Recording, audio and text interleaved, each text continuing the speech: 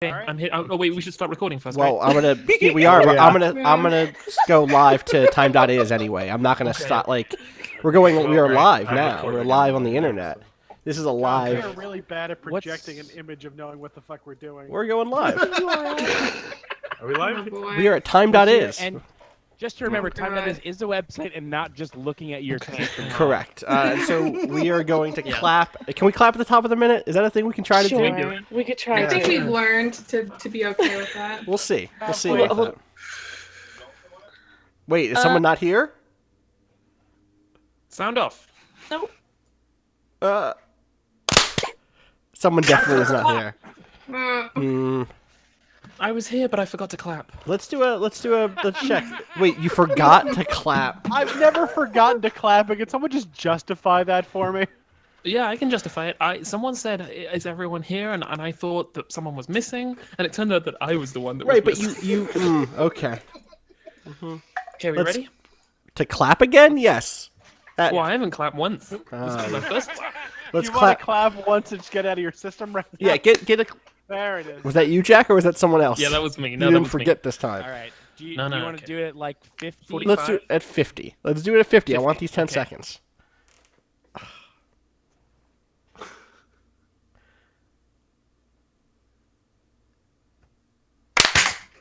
Damn good clap. I know that we've gone over like different clap strategies before and like Yeah. how best to handle it. Uh-huh. What I like to do is sort of like those fake golf swings. I have bad I like to news. do Sorry, I some wasn't fake- recording. Ah! I did my test recording and I just totally forgot. Sorry, I Fuck. completely That's blew funny. everyone's ears with that one. God damn. For anyone that feels like they clap late or clap too early, if you do sort of like a fake golf swing clap for the couple leading up to the one where you actually clap. Right, you like that 1, helps 2, whoa. Yeah. I'm Yeah, way yeah, blown I do out that. suddenly. 1 second, sorry. Sorry. Okay. Okay. We should do more live stuff. They said. That is what they've said. They did say that to us. Someone did say that. Yeah. I should, Okay. while we're still figuring things out, I should retweet that we're live. Or We something. should. 30 of them. That is a Yeah, thing. yeah. we should do. Yeah. Tweeted that, friends. Look, social engagement is very important in this media landscape. So Oh my god. So we're gonna clap. Austin knows all at about it. 5 after I or do. something? Oh, Oh. no, we're gonna need more time than that at this point. All right, this is a whole other ballgame. Yeah. So is Yeah. Allie here? we should clap. I think Allie? we should wait 4 minutes and then clap. Did we- Allie? Oh, Allie's muted. Allie, you muted yourself. Allie is Oh, I've muted been herself. talking so much. Yeah, no, you so fucked up. many You words. messed up. You're also way blown out now. You're also So suddenly the you loudest can put all your person. things back in. Well, as long as Holy as long shit. as Look, I've said this Austin, when before.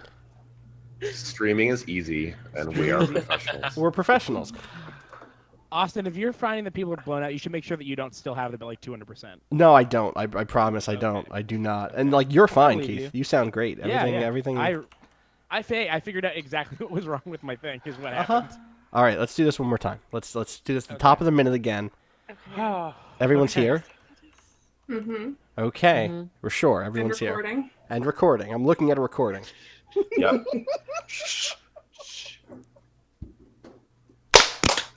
7 different claps at least.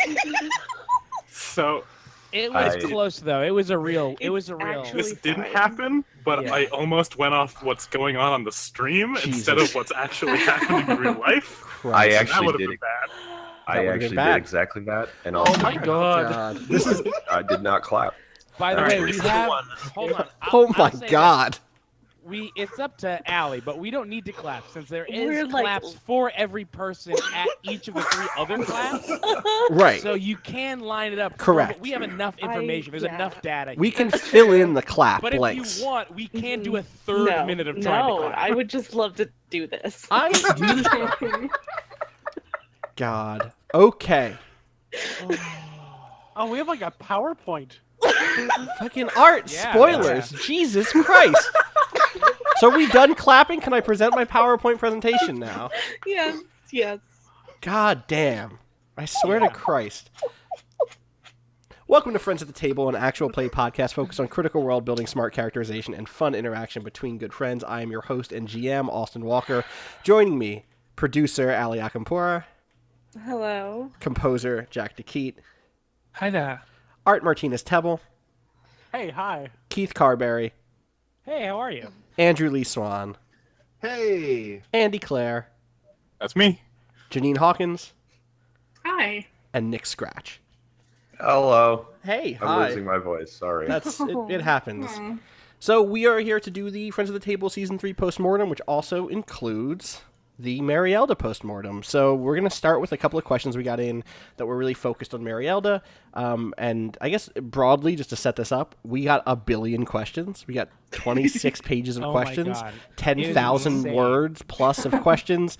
I did my best to, like, not double dip. I didn't succeed at that, so I definitely double or triple dip a couple of times. To be fair, some people sent 33 or 34 questions. That's not an exaggeration. A group of people sent 30 questions. That's not what the thing said. The thing just said a name, and then there were 34 questions underneath No, it. I know, but I sent On 12. the plus side, I was I'll say numbering the name. They're all afraid of question saying the name. I'll documents say it. like letters. God. Okay. I don't think we should tiptoe around saying the name. We can do it. We can call this person out. Do you know who it was? Was it Linda? It was Linda. It was Linda. it was Yeah, I Linda read this, but I read all the representing. But it didn't say that. Okay, we're gonna go. We don't. I We're actually gonna- thought Linda was like There's an nothing acronym for a inherently- group. Linda's a Sorry, yeah, it was 1965 group. ILDNA. Okay. Yeah. Okay. I'm gonna just hit next, and we're gonna keep moving. All right, this first one. It comes in from Gary, who asks, "My question is, how much of the Marielda story did Austin have worked out in advance of playing The Quiet Year and Blades in the Dark?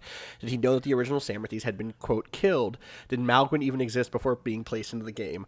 Malwan super did not exist before being placed in the game. I think, like, the entirety of what I had going into it was there was a place that we eventually called the City of First Light. One night I was walking home, and this was forever ago. I lived in Canada when I figured this out, and I realized that Samarthys and Samat had been like jilted lovers who everything, like, the whole world fell apart around this broken, like, love affair. But that's, like, all I had was, like, oh, and then Samat is attacking the city. He eventually takes it over because we know that because he's there from season 1. Everything else comes out of Quiet Year. Was this one of those times where you like tweeted or not tweeted? You said something like in the Friends of the Table group chat about like I thought of this thing and I'm not telling you. Yeah, definitely. It And was then, like, definitely that, yeah, I for think sure. I remember several of those, and I'm sure one of them was this. I think time. that's actually, there was a time when I was like, oh, this is season 3, and I linked in Twitter, I linked Heart of Chambers by Beach House, which is like 100% lyrically, like, that's, I know lots of people have their fucking like fan mixes of what songs mean what for characters, but just like in your Heart of Chambers where you sit with your picture books and your ancient wit, in that nook I found you so old and tired, would you be the one to carry me? And I was like, oh shit, that's them. Okay, there it is. That's them. For me, their song is 1 Week by the Bare Naked Ladies. Right, yes, of course. Like everyone has their song. Yeah, I got it. I'm open to fan Samarthys does interpretation. have a tendency of taking off his shirt, so. Christ. God damn it.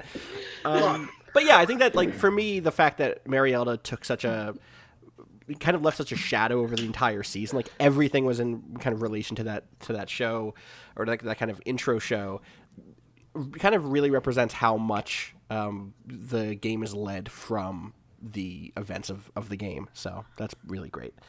Anyone else have something here, or should I move on? Other than like Austin sending things like I've worked it out. This happens fairly regularly, and often, like, because I'm in a different time zone, it already feels weird. But like, you can check the time zones, and Austin often sends stuff like this at 3:30 or 4:30 in the morning, and they say things like, "I figured out dwarves." We'll get there. That's another question. Hey, let's not jump ahead to dwarves. Oh. All right. Well, my point was that generally 2 weeks later you get another message that says, "I figured out dwarves," as though it didn't happen the first time. Yeah, that's fair. That's fair. But I mean, just as often, it's, I don't know who the fuck this is. I need someone to be an asshole. It will be this guy. What's a name? Let me Google around. Oh, Malwan means like a dog son of something. Like, good enough. Fucking dog son. Like, good. The cult of the dog son. Yeah, exactly. All right. Moving on. This is from Sean, and this is an important one because I want to make sure we're all on the same, we're all working with the same information. Sean asks, so this might sound like a really silly thing to ask, but I was wondering if you could clarify a little bit of the timeline of Hieron.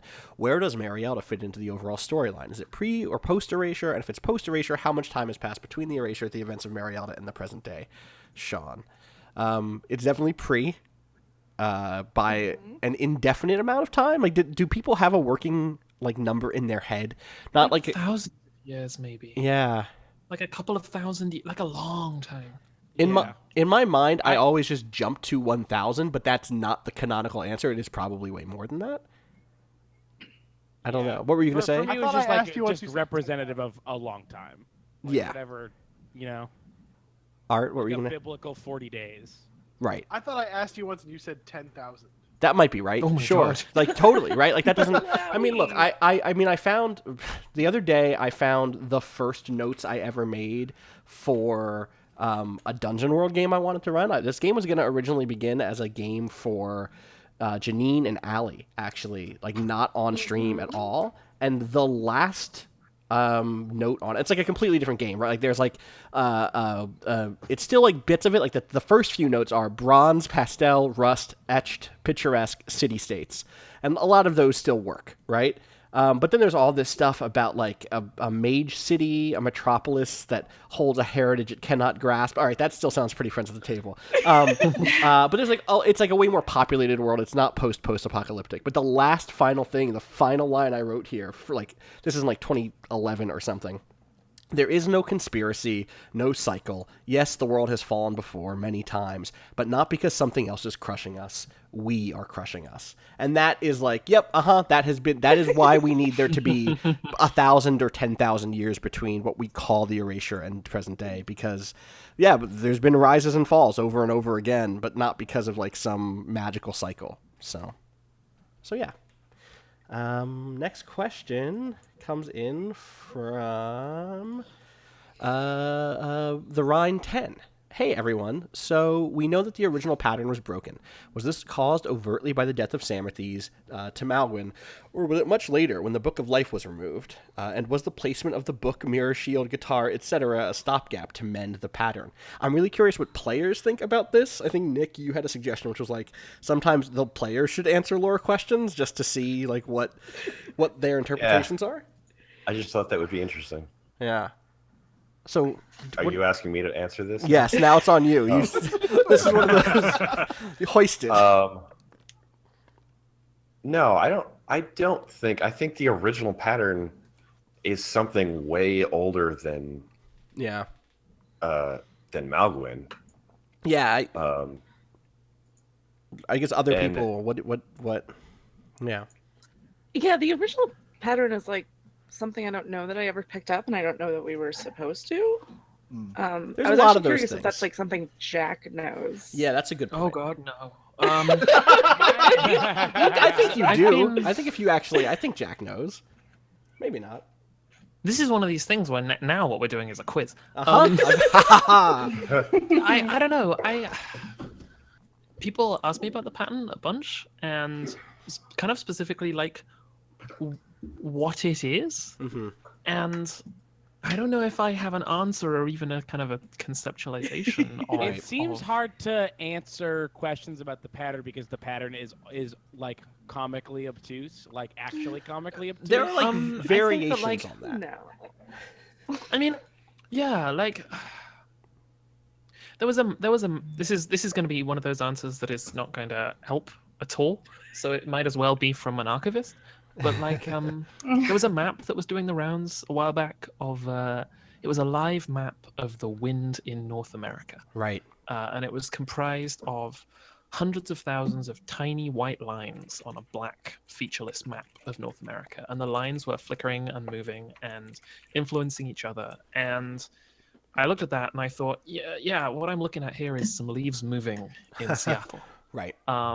And it's someone stepping out and their hat coming off, and it's also someone in a boat going in the water, and it being a really bad day for them. And I think the pattern is something on that scale, but also something on a very small scale, and I think that's why in a lot of ways it appears kind of bullshit, because I think Right. a lot of that stuff does appear bullshit. Right, because if The you wind is told me bullshit. that my hat coming off when I step outside is in any way connected to the rain in Missouri today, I'd be, shut up. No, like that's not true.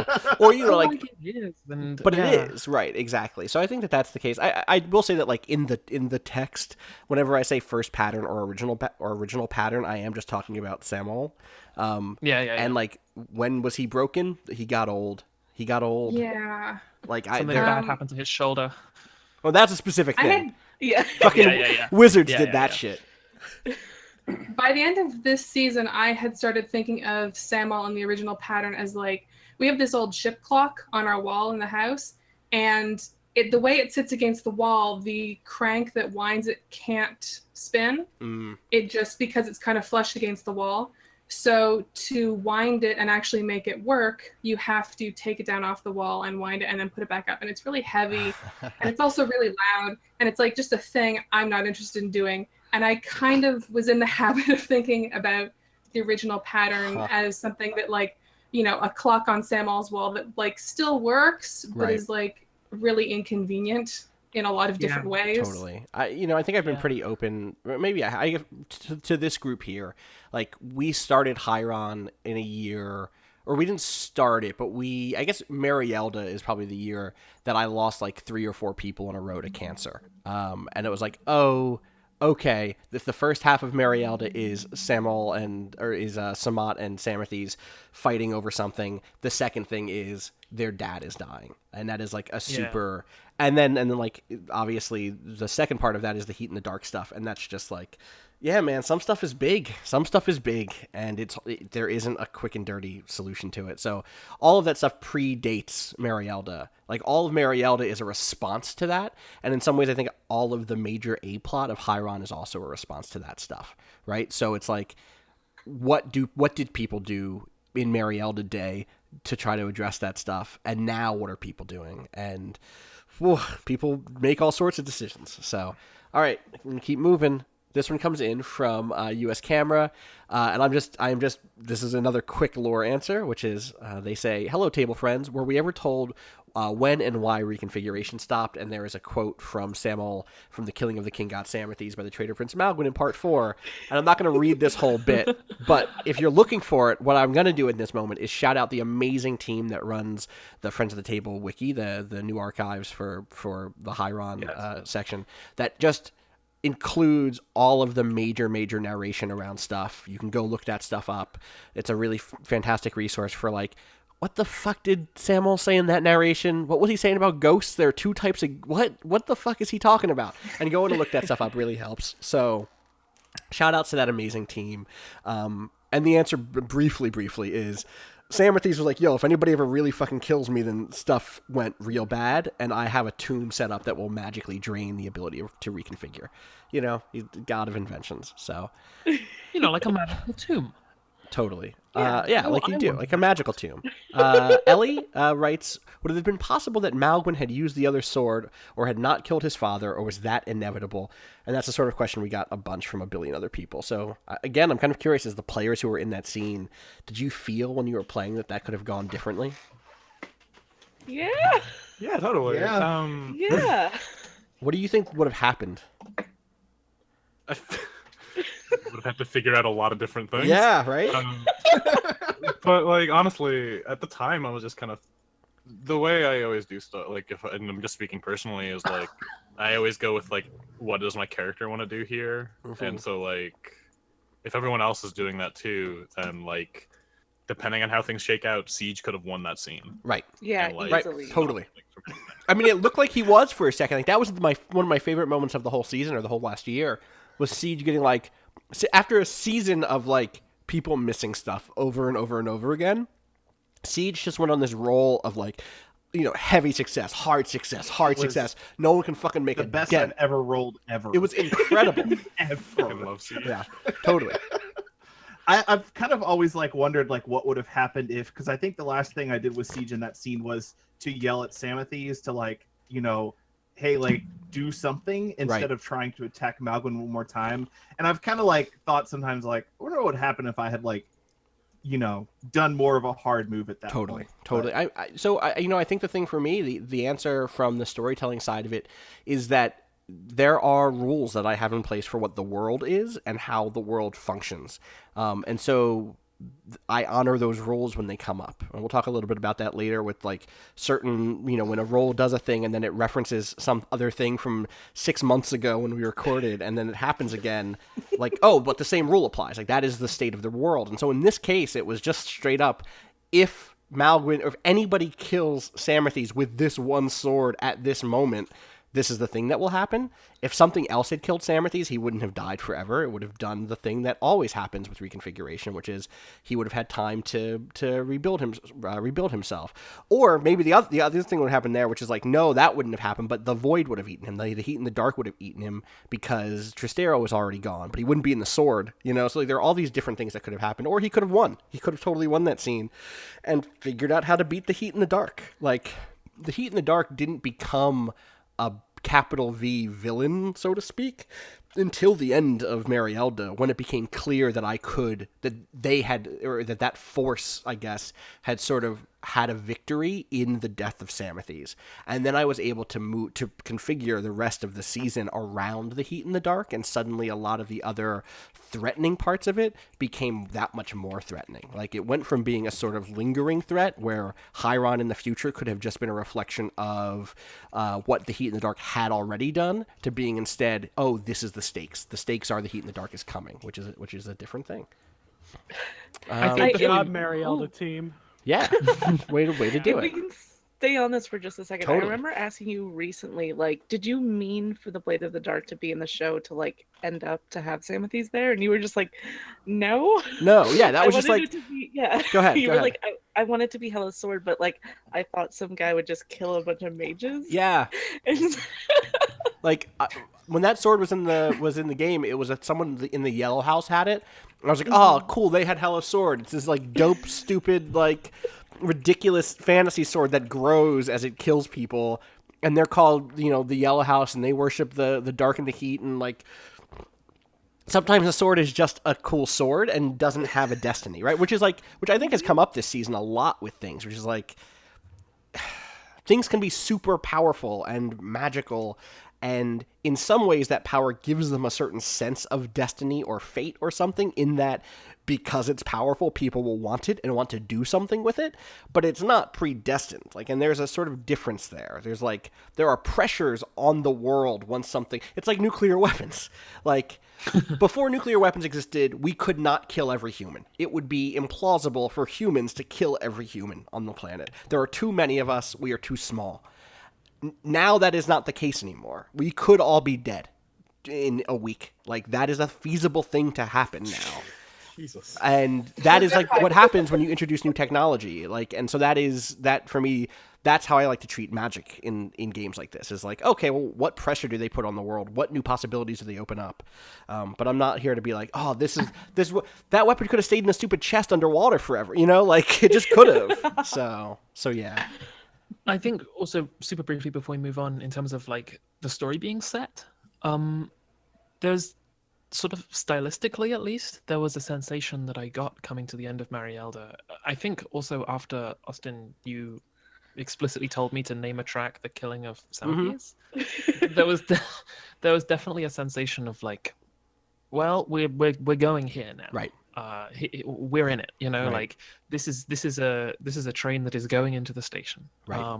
And what exactly would happen there, I wasn't sure, but there was a very clear and palpable sense that something was going to come to an end. Whatever that and I think- was. Yeah. And I think that that's one way in which, you know, obviously we had to finish the season, but descending into Samarthes' palace, there was definitely that sensation of like, well, this is it. Someone's going to pull a trigger. Yeah. Totally. Yeah. All right. From Alex. I'm not going to read this whole question, but it was a really great question that was kind of like, hey, like, why is Samal the god of exposition? And broadly, kind of, did we know that ahead of time or what? And like, no, I just kind of like the voice I was doing at the top of that season. Like, I did the Marielda intro and naturally realized I had this, like, Carolinian, like, American Gothic tragedy, like, voice going on. And eventually I was like, oh, that's who this voice is. Because I liked being able to say at the top of things that an omniscient narrator would have. So it was just like, yep, this works. This one just works. Like, that added up nicely. And then I think there's a key moment about 3 or 4 episodes in where it becomes clear that I realize who it is. So, big fan of when that happens. I just want to say that Samal is my absolute favorite Austin Thank you, characterization. That means a lot. I miss him. I a love lot. Samal, but I don't know that I would have loved him as much without. Like, he's such an irascible old bastard. Yeah, he really is. He's such a fucking ass. I missed him a lot in season 3 because he let me editorialize from a perspective instead of being kind of. Like, he's an omniscient narrator, but that doesn't mean that he's not an unbiased narrator, right? Like, he's a god who knows everything and also has fucking thoughts. And so, so yeah, I'm a big fan of him, and I miss him dearly. He's not dead. To be clear, I didn't kill Samal off screen. All right, so, and this, I think, speaks back to the stuff that we were just talking about. In the final arc of Marialda, this is from Virtuosphere, it was set up so that the player characters were in direct opposition to each other in terms of their goals and motivations. Some of them wanting to save Samathes and others wanting to kill Samathes. How did it feel in the moment to be working together in the same party, going to the same place, but for opposite reasons? If you were to be in a situation where the player characters were in opposition to each other again, is there anything you would generally like to do differently? It was the best feeling. It felt Yeah, it was really fun. It felt like very, very unsettling and very unsettled for me at least, but like extremely exciting. And Yeah. I kind of personally felt like Austin and I stumbled into something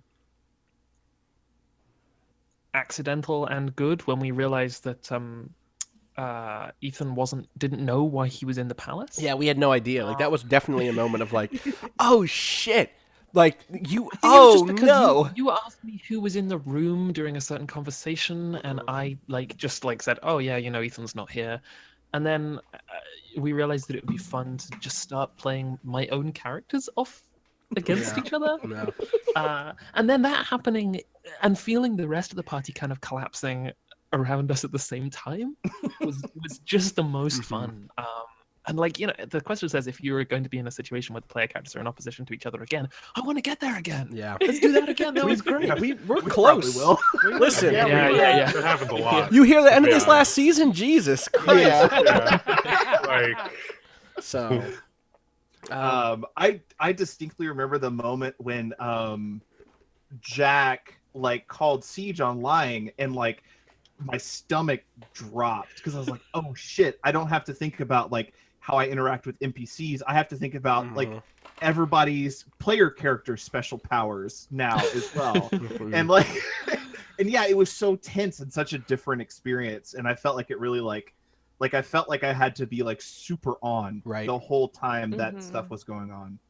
Yeah, as a listener of all that, I knew better. Obviously part of me knew better, but also the front of my brain was like, oh no, they all hate each other now. Right. Oh no. They're very convincing actors, aren't they, Nick? It's unbelievable. Yeah, they're very good. Oh, it's so good. All right, we are done with Marialda stuff. Obviously, Marialda stuff is going to keep coming up because Marialda, for all of our intentions of it being a completely standalone series, still ended up being a thing that you didn't necessarily need the background to get into it, but it's so heavily connected to Hieron. So here is the Hieron map as it is at the end of the season. I think this is the first time the public is seeing this amazing Roll20 mess. Janine, before the next. I'm so disappointed. I'm so disappointed that the Heat in the Dark expanded to ruin that it looked like one of the aliens from Space Jam. God, someone actually did that drawing where. Oh really? I didn't see that. You or somebody else did it. Where somebody. No, it was me. Sorry, I think someone did a fan art of it.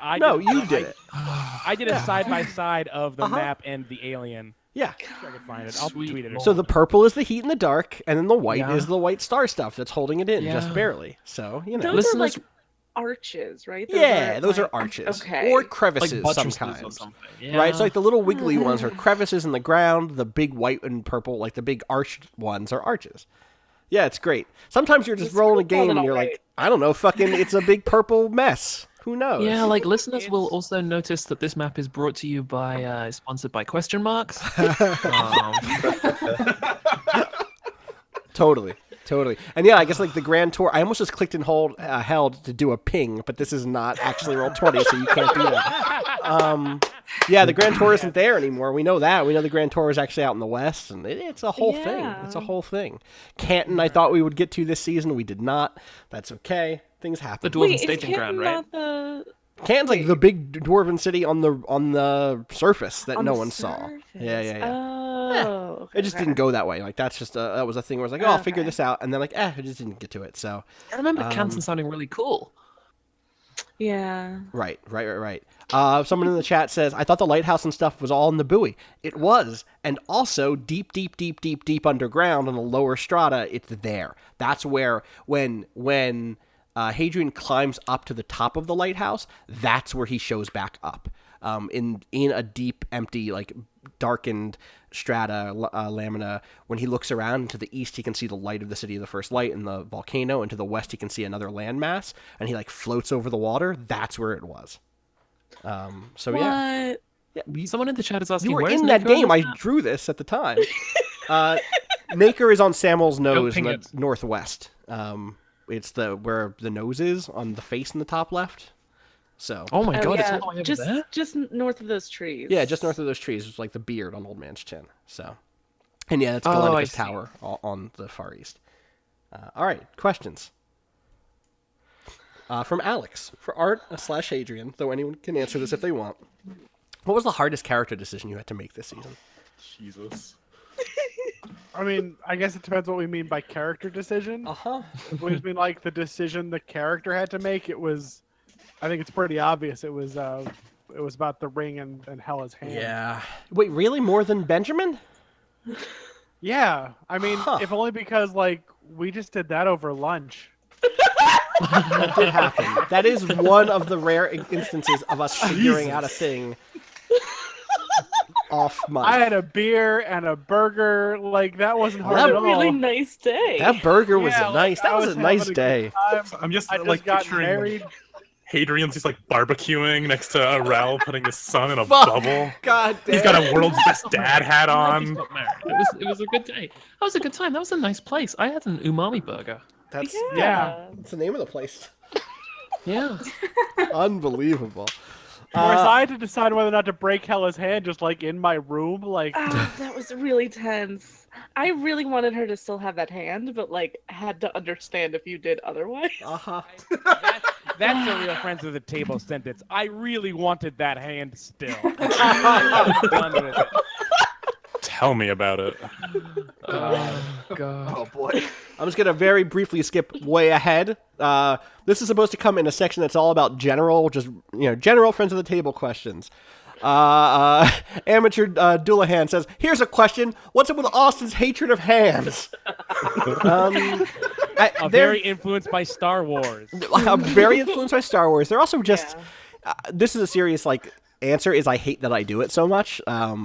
It's very easy. It's a very easy, cheap way to be like, Yeah. meaningful, long-lasting physical damage is done, which is cheap, right? And also, it's the sort of damage that you can immediately see how a person who has for their whole lives had two hands start to live life in a different way. Like it's a very quick and dirty way to communicate loss of something you had, and that's like I'd like to get away from it, but also.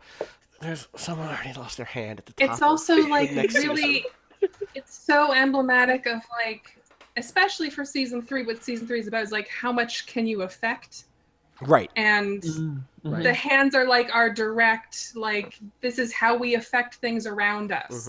So the idea of losing a hand is like a really Potent. blunt symbol. Yeah, for yeah, that. Yeah. totally. Yeah. So that's why I say like I want to get better at not doing that so often, but also it's good when it happens. It's such a hard, difficult. Like it's hard to do that stuff. Anybody else have? It's because like the solution is either lose a different limb or like maybe the character's dead. Well, like a that's meaner... your limbs are your limbs, right? Like they're out in the world. They're further away from your Yeah. body that I think we kind of all, or at least I kind of naturally assume that the center of a body is the heart of the body in some sense. Or I use the word heart in this analogy. And so if you're really wounded, you get it in the chest or the face where your brain is. Like, we have all sorts of hierarchies of ideas about what's important for a person's identity. And so losing your hand does not mean that you're a different person, but it does mean something has been taken from you in a way that like getting shot in the shoulder doesn't. You know, No, someone in the chat mentions, Wayward Princess mentions us doing a nose once. We took off Thackeray's nose. Oh, that was good. We did do that. But again, yeah.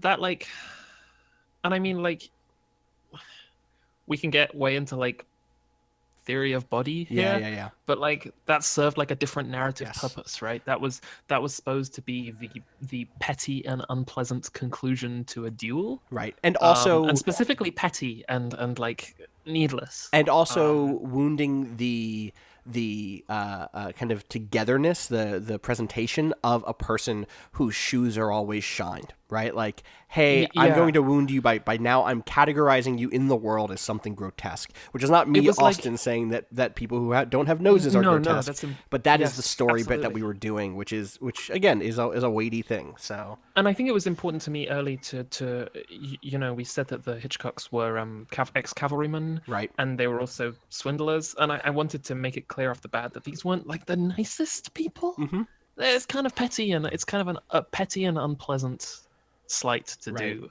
right. And again, that served. It's interesting talking about embodiment in combat, specifically in like improvised combat, And combat especially games. in a game that we play with our voices and with words and dice, and not with yeah. hit points on a screen. Like, yeah, you have hit points, but like, we're not playing a video game where I can see that Geralt now only has, 250 hit points instead of 800 or whatever. 250 arms. 250 arms. That's what I'm saying. Hit points. It's my favorite bit of The Witcher. That's my favorite Witcher character to fight. You have to get the right oil to cut off all the arms. Okay. This comes in from Gildeer for Jeanine No. and Andy. Wait, hang on. No. What? Hang on. We can't move on from getting hands chopped off Oh, without okay. Yes. talking about a time when a bunch of us did this video game streaming thing, and there was a game we were playing called Dwarf Fortress. No, we gotta move on. It's fine. Don't worry about it. The thing that's amazing to me is that people think that that's all right. So listen, okay. Dwarf Fortress is a wonderful game that we don't need to talk about at all. You could read about it. There's a good New York Times profile on the people who made it. Nick, do you want to say what happened? Austin chopped off a little kid's hand. Not in real life.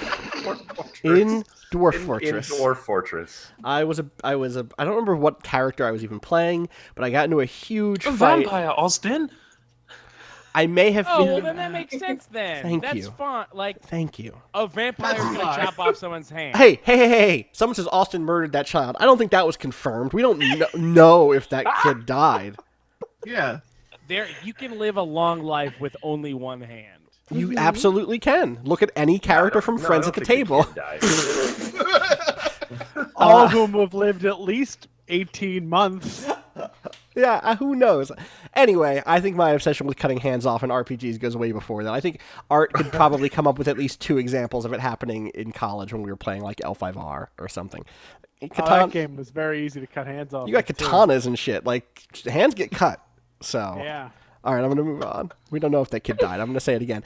Janine and Andy, what was it like bringing new characters? If he did die, it's fine. You're a vampire. As a vampire. What was it like bringing new characters into a group that's already so well established? Any specific fears about not fitting in or being rejected by fans? It was scary, like, honestly. Yeah. At least personally speaking. Because, like, with everything before that, like, Jeanine came out for Quiet Year, and that was something new. Mhm. And then when I came out for Counterweight, that was still pretty fresh. I'd missed world building, but what I was doing was basically also world building on that show. But here, I was making a new character that was going to interact with established things, and 2, in my case specifically, he was a high-ranking official and a very important thing in this established world. And I didn't really think about that until we started, and then I was like, "Oh shit!" Listen, Andy, so you it was were really intimidating. you were piling on the titles when you were making that character. Like, Oh no, totally. That, literally, right when I was done, I was like, "Wait a second, this means thing. These aren't just fun words. These mean things. Oh no."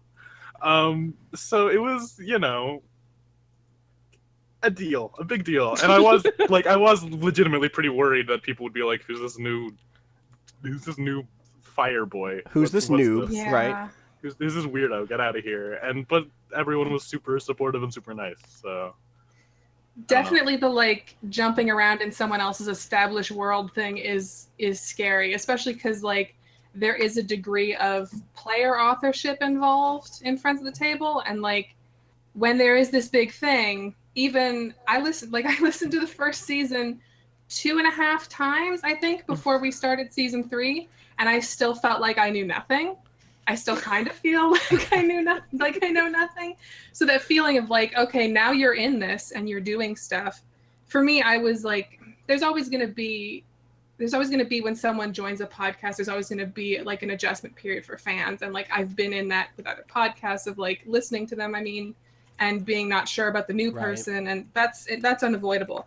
So for me, the big thing was like, oh, I don't want to disappoint my friends who like make this really cool thing and have let me in on it, and I don't know what I'm doing. Like, this was the first time I've done tabletop stuff. Like, I think Quiet Year was like literally first time doing that. So that was And then you scary immediately, shit. you're right, you first time doing it, and like 20 minutes in, you were like, Weavers, I got this. So, I think from But there... even that was safe. Like, Quiet Year, I think, was a good introduction, and I think this comes up in another question, but I think I forgot some of the lessons that I should have learned from Quiet Year. But I think Quiet Year was a really good starting point for me. But yes, it was absolutely very frightening. Okay. This one is... Before we move on, wait. Okay, sure. Because, Andy, am I misremembering, but did you have, like, a Friends at the Table OC when you were listening to season 1 as, like, a fan? Whoa, I can't believe Allie just did that. Wow. You know, Allie, we are live on the internet. You can't cut that later. Did I? I feel like I might I was have. reading about it. I might have talked to you about this. I don't care. It's basically Aubrey. Like, I'll be honest. It was like that. I turned that into a character. Like, I'm glad. My hands are over my heart. I am there. I don't care. Good. Like, this is like. I mean, I'd feel worse if it wasn't like someone who I know who's season 6 character is. Right. And like I feel like I cannot be harmed by any words from Allie in regards to weird OCs. We'll get there. Hey, we'll get there. Don't even worry about it. That said, I do want to know, Andy, do you have any OC material that I could use for something later? I need just to show people later, maybe, if there was a cause to show people. Like, I mentioned the original Dungeon World stuff. Like, maybe if there was a reason I would show old pre-recording stuff. Legit, I think the only thing I have is that I have, like, a Word document full of characters for Counterweight, the faction game that I never used. Gotcha. That's... Yeah. You should just hold on to you were those. fishing for me to say something about my Sonic the Hedgehog OC. That's not what I was fishing for. But that is a sincere answer, that I do have, like, a bunch of characters I never used. Mm-hmm. Okay, I'm going to move on. Oh, wait, did I already? Yes, here it is. This question is for Andy. In Marielda, you played a character that became very devoted to Samat, but Ephraim seems to mirror Malwan and Samathes. Was this an intentional choice? So in designing these two OCs, it was a very intentional choice. Not so much when I was making Aubrey, that the Samat thing kind of happened naturally, and I'm not addressing the OC thing, I'm just going right through.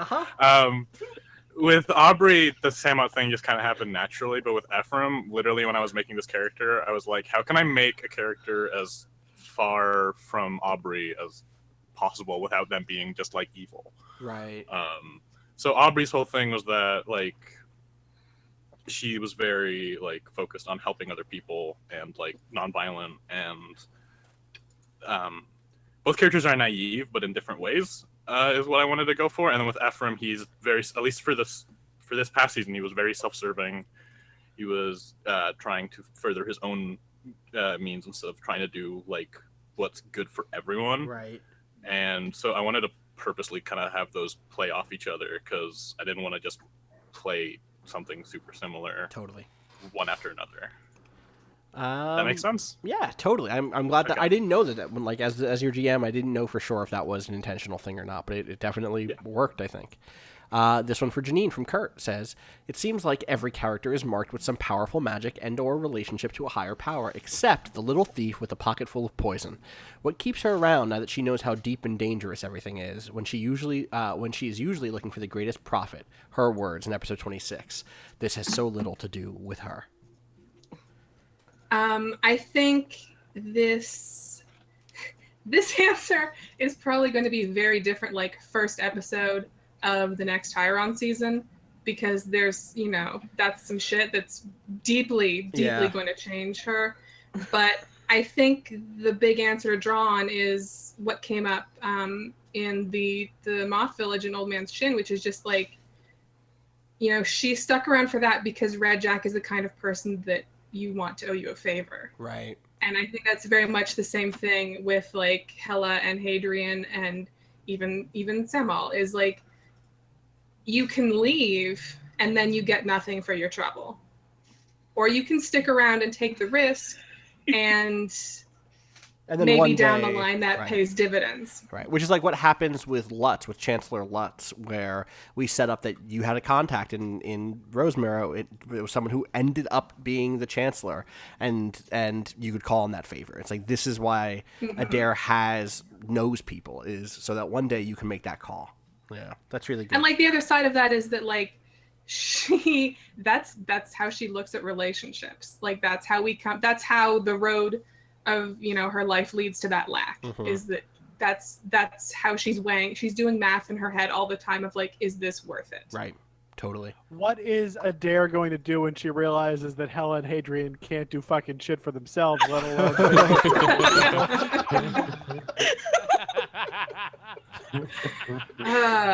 good question. It's honestly, they can't do shit for themselves, but it hasn't worked out like terribly on Adair's end. True. Like, not great. She lives in a sword now. Okay, well, there's that, but it's nice in that sword. It's pretty nice. Yeah. Oh God. Okay, I'm gonna go to the next slide. This one's for Alex, for Jack. What was your favorite music you composed this season? It's a three-way tie between Red Jack, Adrian and Benjamin, and The Warmth of Love. For kind of three different reasons. Red Jack was fun because like I was like, I'm gonna rearrange the Marielda theme. Right. I knew we were going to be going back to Marielda, and I know we've kind of articulated this a bit, but I feel really weird about repeating music or reusing music.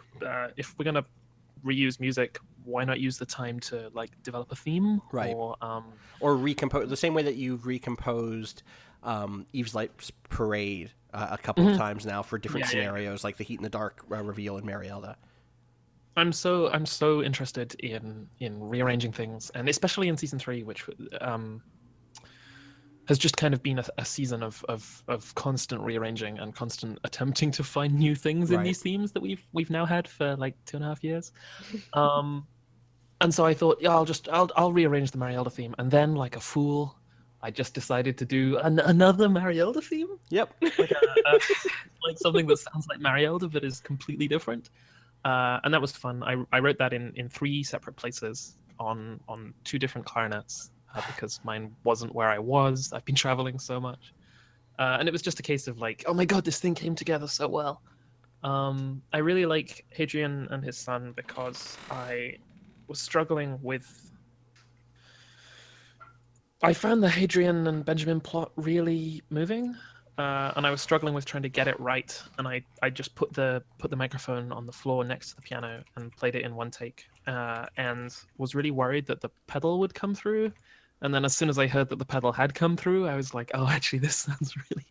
I'm really happy with how this sounds. Which was then a and then thing the that one we used even throughout the remainder of the season here So, or like, there, right? Keeping the, I think the closest thing that I get to the pattern in my daily life is music and is working with music in a very sort of like frustrating, granular way of just like, the instrument isn't sounding like this, or this is working like that, or whatever. I and so also love something- Jack's tweets about how much he hates Logic. I compose in Logic, which also sounds like a thing. Logic is, I think that it's like every professional tool. You use the one you find first, and then you stick with it for better or worse. But no, so as the season continued, it became clear to me that the music, and specifically the presentation of music, was something that was important to me to convey narratively. This is a show in which the Earth, Hieron, is and has always been portrayed as a musician. Right. And so something that was one of the ways that I tried to carry that through was making sure that physicality came through in the music constantly. Make sure that we can hear the sounds of breathing when the clarinet is being played, or the keys moving. And so bringing in the sound of the foot pedal. And I think that's why it was realizing that the last thing I wanted in the whole season was the sound of someone's foot lifting off a sustainer pedal, and just bringing an end to the sound was really important. I think also I just want to say that this season has been really difficult to compose for through a combination of like constant travel and also coming off Marielda, which felt so kind of like alive and Right. fun and surprising to go back into this world where I'm like, I know what's here.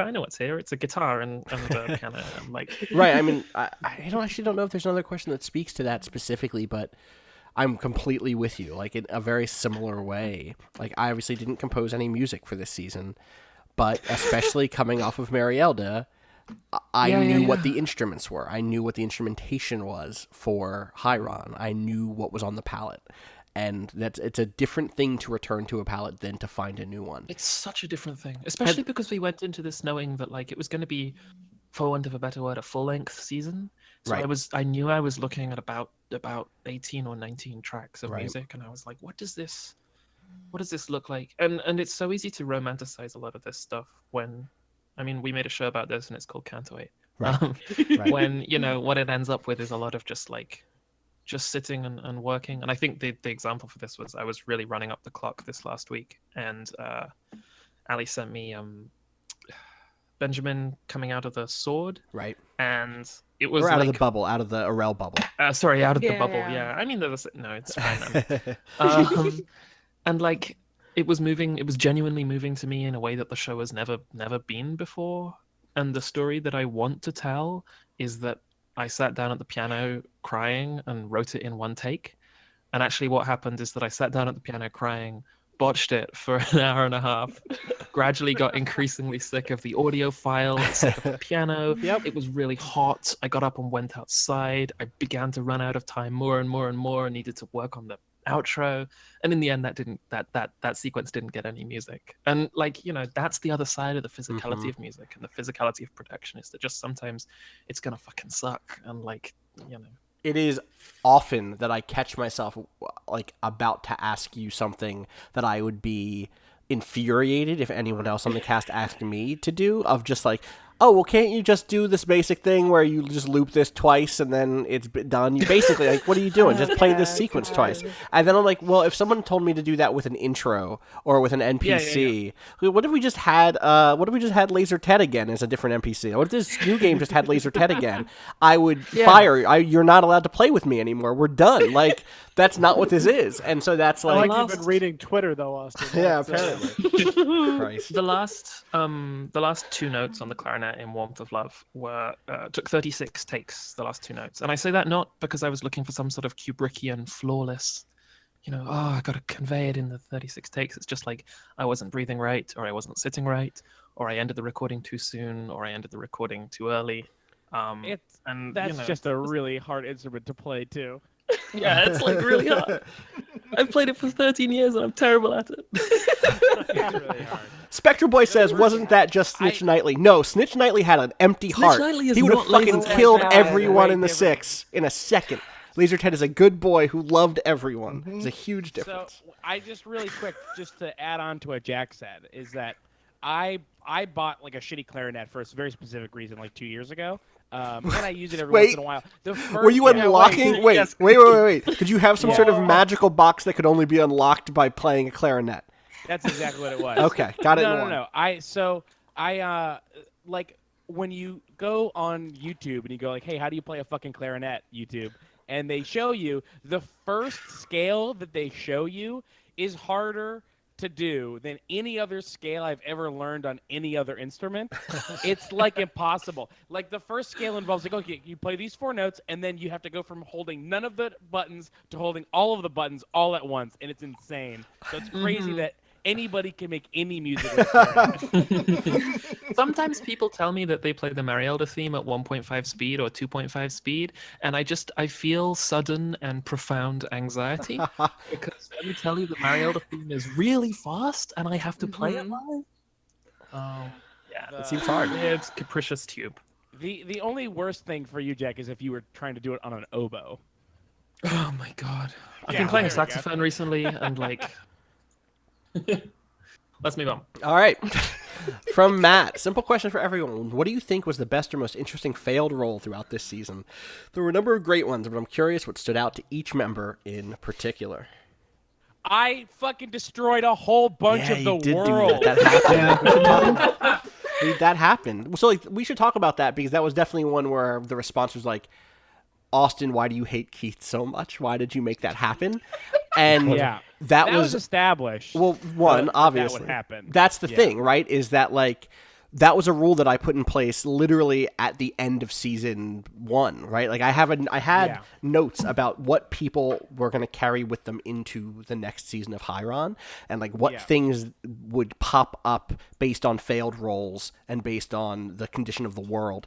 And yours was if you failed a roll while trying to transform, you would still transform into the thing, but the rest of those things would seemingly at least go extinct or be removed. And that happened once at the top of the season, timed with the perfectly wolves. with the wolves. Yeah. Timed perfectly because it was also the case that in another recording we'd made, I'd already given one wolf to Art to Hadrian in a guidance roll. So it was like one of those. Given a wolf to I've given a wolf to Hadrian. If we were still in season 1, that would be an episode title. And so it was just perfect of like, oh, okay, Samad is the last wolf alive, obviously. And that rule got set up, and then that rule is still true, right? Like just because it didn't pop back up in the course of that game, that rule continued to be Yes. a true Which thing. you referenced in like the first question today, like Right. talking about like the rules that you set up are still rules, whether or not they come up for 10 episodes or they don't. Right, which is weird, but like it was there. That's just how like playing inside of a world works. You know, Right. like you can't just because you don't think about gravity doesn't mean it's not still happening all the time. Yeah, Hadrian, Pharaoh, the pattern? Pharaoh? Yeah. Just because you don't think about the pattern, Pharaoh. Hey, so it's specific because I think I don't know what goes into everyone else's what thought process when they play the game, but I try to react to stuff consistently as a version of myself that is a person that's in this weird world. And because of that, I end up forgetting a lot of stuff, and I end up like not knowing character names because I'm very invested in being like in a specific moment, and so I had literally forgotten. And I think that's a quality that you can ascribe to Pharaoh. Like if Pharaoh knew that this was happening, Right. he probably still might have forgotten. Like having the idea of turning into sand. Right, there was was such a powerful impulse for me and for Pharaoh. You've written that- about Pharaoh on Twitter that like he doesn't think about turning into birds. He has an impulse and then he is a bird. Yeah, Right. right, exactly. And so, which is a really great for me. I think it's a really great way to explain, like, to gamify just the thought process of being a player that's playing a character. Right. Is like, you have these ideas of how you want to react to things, and you don't think about the world around you when you make decisions, which is how people make decisions all the time, every day. Is like you're just being alive. And so when I turned into sand, and then also was like, by the way, you just destroyed all of the fucking sand. Well, the first thing I asked you was like, which sand did you become? Because there was a world in which No, you you become. asked me an ontological question. That's true. I You did said- do that. That is true. That is true. But then I asked Pharaoh, hey, what sand are you? Because that could have been the mountains of the archives, and we would be having a very different show right now. None of the, like, 22 bird stuff would have happened. None of the going to, you know what I mean? Like, it would have been like, oh, I've destroyed the sands and rocks up in the mountains. I could have, if I answered differently, I could have destroyed the place that we were at. Right, and then we would have gotten, like, y'all fleeing and reuniting, and I don't even know what that game looks like, but that could have happened totally if you had said the other thing. For sure. On the other hand, we then got this really great image of the heat and the dark bursting up through, and then the star stuff. Like, so in that way, it's one of those things that's like, okay, this is now a catalyst for incredible, like, momentum for what's happening in the world and the story. So it's pretty good. And I think it's also worth saying a thing that, we talk about a lot, but it bears mentioning whenever we get an opportunity to, which is sometimes people ask us, well, you like telling stories, why don't we just ditch the rules? Why don't we just ditch the dice rolling? And the answer is the dice lead to amazing things. Do what the dice say, always. And you will be forced into making really interesting decisions that can inform, not just the mechanical story, but the narrative one. We got the heat and the dark bursting out, but we also got Pharaoh and Lem just hypnotized looking out of the window at this thing happening in Rosemary. Right. And I think that's important to mention again. And I mean, I think it's important part of Pharaoh that is like there's a way to read, I guess any character that I'm playing as thoughtless or reckless, but I think that what I try to bring to the characters that I'm playing, because my biggest deficiency is bringing like total alternate perspectives. That's my deficiency. Like, I can't play a character that is like way different than how I am normally. But the thing that I try to bring is like the spontaneity of acting in the moment and having the consistent worldview of someone that is only 10 to 20% different than how I normally am. Nick, you were going to say something? I was just on the subject of like the roles, right? And like there's a whole history going way back of the intersection of like randomization and art creation, right? Like that was basically the entire shtick of the Surrealists. Totally. The whole exquisite corpse, and, right, and that kind of stuff. Like, where do the rules of this game we are playing lead us is something that far predates even the most story driven, the earliest super story driven tabletop RPGs. Totally. Yeah, which has always been like that's my favorite part of the whole process. Like that's the magic of tabletop RPGs. Excuse me. You okay? I'm dying. Actually, that's what's happening. Austin's coughing for me. Yeah. Spectral Boy in the chat said that my character in the holiday special was pretty different. I think that's true. Something that I did very intentionally to try to try to do a character that really was thinking broadly about things, but also still didn't understand the situation. Like, I think Pharaoh is always is often trying to do what he thinks is the right thing, but is only ever thinking in the moment. And I can't even remember that fucking character's name. Winston Walligan. Walligan. I liked Walligan. I'm not good with I liked Walligan. I think you did a good job with Walligan. I also think I did, but it was really hard to yeah, that's how it goes. It was really hard. But it's not that. What I mean by hard is that it was not a natural performance for me. Keith You know what I Keith mean? Carberry Like, it's not- doesn't believe that like a party will smooth out all the tension between racial and class differences. No, I've never wanted to even be at a party, let alone throw one. How many laundromats do you own? 0. Okay. None. I've never even done laundry. Wait. That's not true. Briefly, any other Never heard of laundry. failed roles before we move on? Do we Like ha- Oh yeah. No, I just wanted to mention. Oh, sorry. No, go ahead, Janine.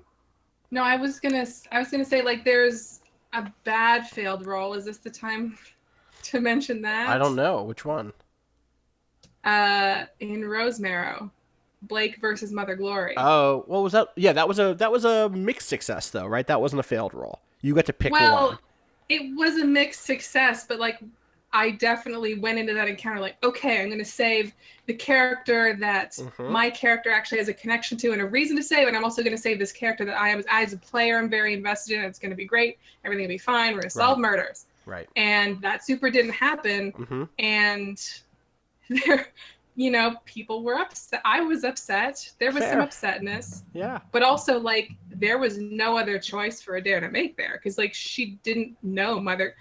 Had she ever even met Mother Glory? No, I don't think It's she'd like, ever met Mother Glory. This is just a person It's a she's name on a vaguely sheet. heard about who's probably important. Some people here seem to like them. I don't know. I like Blake more. And so it's not technically a failed role, but, like, man, that was a call. Yeah, definitely. We'll talk Can I more say- about that in a bit because that comes back up.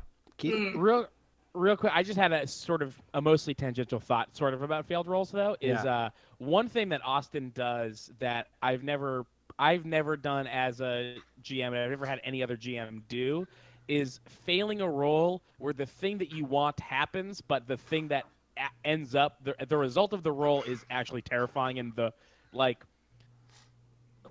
I can't think of a specific example. Oaklantel, it just happened, right? So, right, yeah, that was a very recent you one. wanted to spur Oaklantel on to do something instead of just being an Yes, academic. right, exactly. And you failed it, and I was like, yeah, you got it. He is like, let me tell you. And then the last shot we see of Oaklantel is, in the whole season, is him in the archives, or the archives, the last university, carefully studying the heat in the dark, obsessively studying the heat in the dark and the star stuff. But it being the wrong thing for him to do. Correct. Or not even, or he's doing it the wrong way. Like you might have been right. I'm not saying Pharaoh, because if Pharaoh had succeeded that role, he would have been doing the same thing, but maybe more safely, or maybe in a way that was just about supporting another person or something. But like that's the thing. You've done that sort of thing a handful of times over the last few seasons, and it is every time it happens, I'm like, I've never seen anybody do that before. It works so well. Shout outs to that's all Adam Coble, who I've played in games with now for the last couple of years, and who is very good at separating player action from player intention, if that makes sense, or kind of like what's your intention, and what's the action, or what's your intention, what's the outcome you want. And how are you going about it? Right. And it's such a better thing to do than like oh, you tried to make water but you failed, you forgot how to make water. Like no, you made the water but it's in the wrong spot, or there's way too much of it, or like someone was there that you didn't know was going to be there.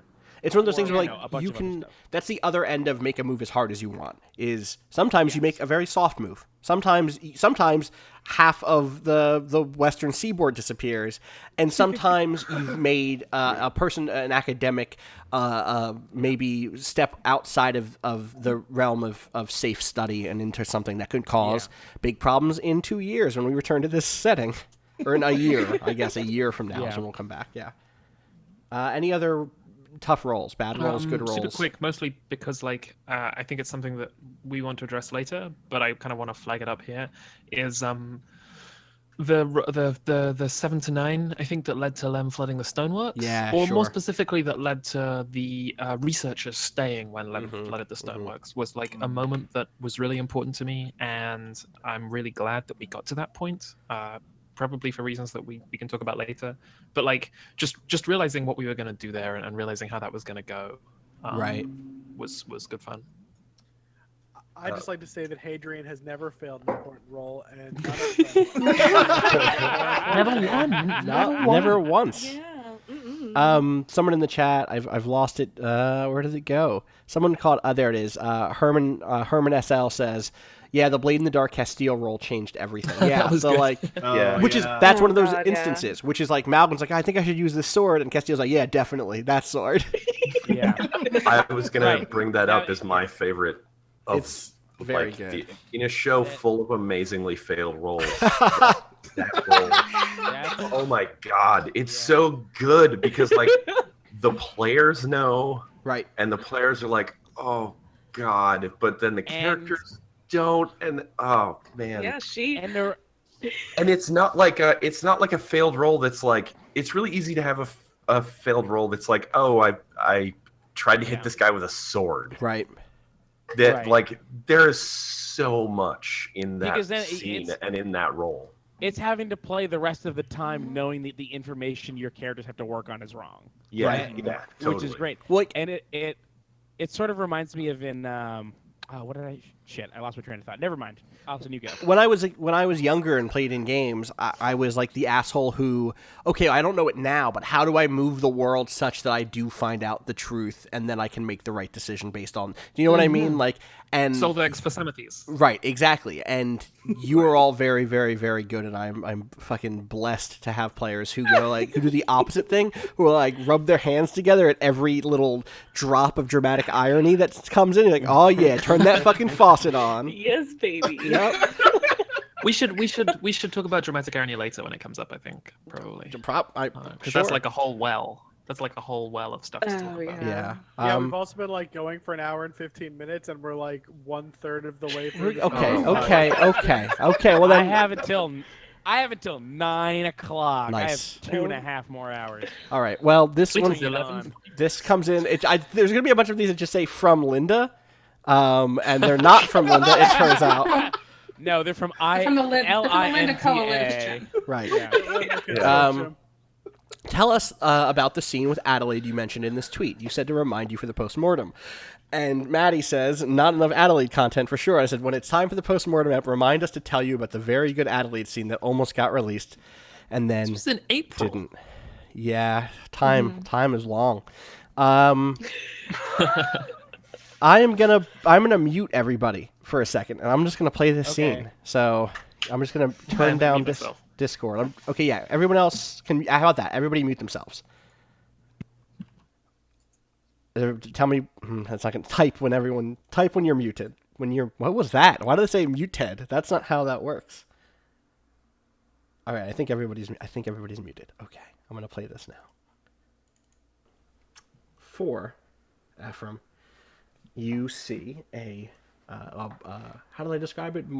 The throne room, marble with lots of red and gold, marble and ivory and pearlescent additional like little featurettes throughout the throne room, and there is the Queen Adelaide with her legs crossed on her throne, and when she sees you there, you're in the same pose Jeremy always took, with his knees on his knees, with like your head bended down and you can't move, and she like stands up and like walks leg over leg towards you, and then like lifts your chin up with a single finger and says, I caught one of you.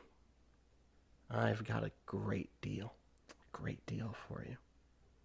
And then like lifts your whole body up with her finger, and we will find out what that deal is next time. Okay. Hi, we're back. I'm back. We're now back. I'm back too. So that's a scene where we just fucked up. Like I just fucked up, and there was. So that's a scene where Ephraim gets killed with Ordenen Forgot about Bolt. that.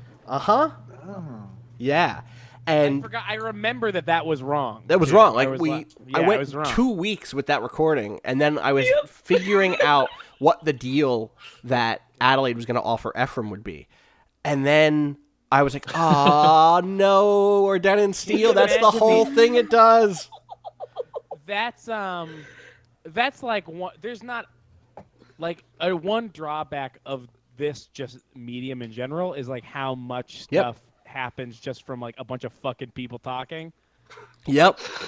Austin writes a lot of stuff, but pretty much all of the things that happen are just people saying bullshit for 4 hours at a time.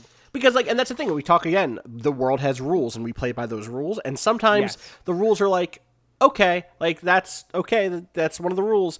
And then it's 2 a.m. and we've been going for way too late at night, and we haven't eaten enough dinner, and we're exhausted. And then we know it's the end of the session, and then Ephraim gets shot twice with an rhododendron bolts, and then he dies. And then it's like, okay, well, let's wrap up. Here, what's a really good fucky scene with Adelaide? And then it happens, and then it's like, okay, we'll be back. And that's not the thing that should have happened. And so we had to, like, scramble to be like, oh, shit. All right, the beginning of this new recording, we have to redo the end of the previous one. This is like, this is like something that's also worth mentioning is that, like, we screw up in ways that is good to hear on a recording quite a lot, and we put that on the recording. And then we also screw up in ways that actively goes against the recording or breaks the story or is bad radio. And sometimes we'll just get rid of that stuff. Right. And like there's a bunch of stuff that you're hearing, like here, and that's the good stuff. There's bad stuff that we cut, and like we've talked about it before, but I remember some stuff in Counterweight where Austin would just deliver a bunch of exposition and then almost immediately go, no, actually, that's bad. Yeah, there was like. We just cut it. There was a bit in the faction game of Counterweight where Natalia Greaves is like, I know what rigor is, and then explains what rigor is. And instead of that, what you got was an animal out of context, which is the best episode of anything. It's the best thing I've ever made in my life. And so, like, also, like, yeah. Shout out to Maria, maybe. Shout out to Maria. Shout out to Mario, maybe. I love the fact that he's maybe been possessed by a hat his whole life. Shout out to Ali, who does. God, we talk about how Ali is a very good producer a lot. You do not hear the episodes that we hear. We make a good show, but we also sometimes make a show that is like, and then Ali does work on it, and it's amazing. Like, I've heard episodes and turned off the recording and gone like, "Woof," and then heard the episode and gone, like, "God, that's really good." So like, Ali does amazing work that you do not hear. It's brilliant. That is true. Yeah. And at the same time, just for the record, does not cut as much as people think in terms of fun banter or like stuff that we get a lot of requests for people to be like, hey, bring back the old stuff where you just Google dogs. Let me tell you, if you listen close, we're still Googling dogs. We're still in there. We're still Googling dogs. That is there. That is right there. So you just don't need to know, like, when Discord fucks up. Like, who wants to know that if you're carrying out what Ephraim's doing? Like, right. Yeah. I'm supposed to click this I learned about traditional English hobby horses. True. That was terrible. You should have cut that. No. I'm walking my dog, hearing that. Nowhere to hide. I mean, you didn't have to. You weren't looking at the pictures. That's the real part that was scary. Look, was they're at so the terrifying. All of you motherfuckers weren't chased into a sea by one. Oh man. Yeah, good point. Oh, God.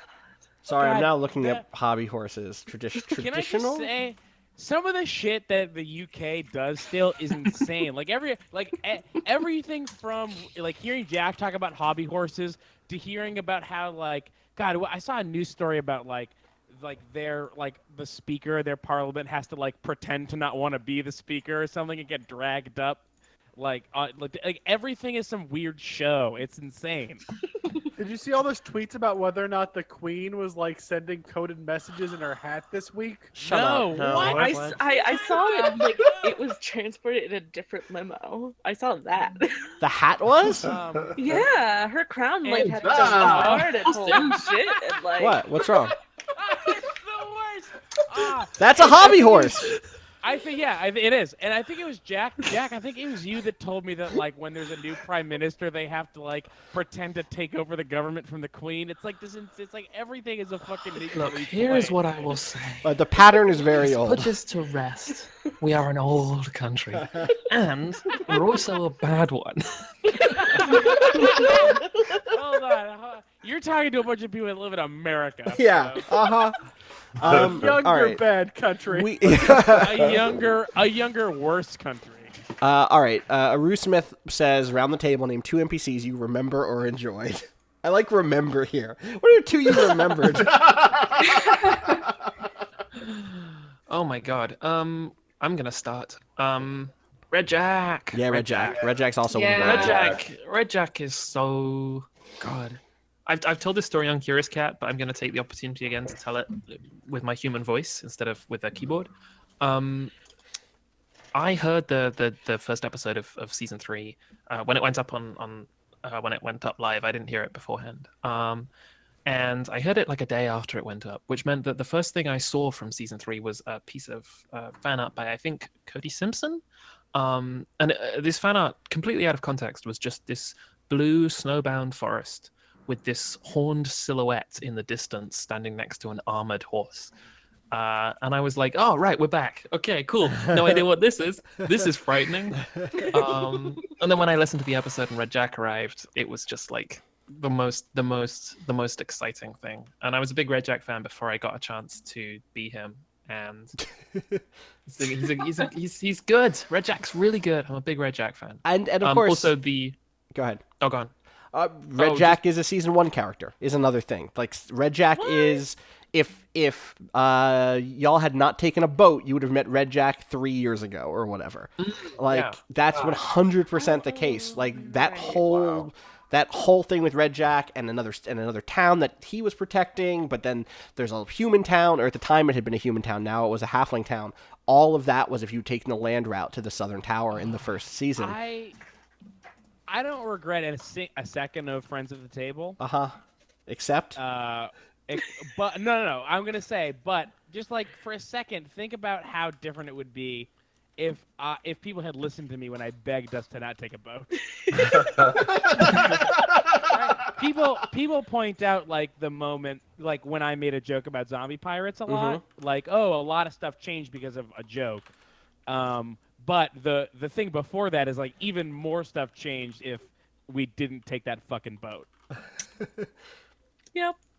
Wait, am I the last one to notice that every holiday special, Jack just picks the character from the first half of the season he liked the most and plays as them? Huh. Oh, look, there's no rules against it. He's got you there. He's got you there. So, yeah, that was definitely one of my favorite. I'd probably say Mother Glory is probably my second favorite in terms of like. I love Mother Glory. I really love Mother Glory, but figuring out Corsica New was actually my favorite moment. Because normally when I make new characters, I situate them in my mind as representatives of a certain thing in the world.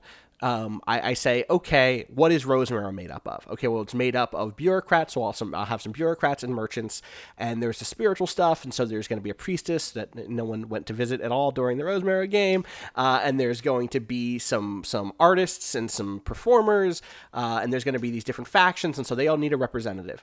And I did that with the 3 branches of Ordena, where you have the Impetor, who's the head of the military, you have the Vicereine, who is like the civic and spiritual person. I did the opposite thing with Corsica New.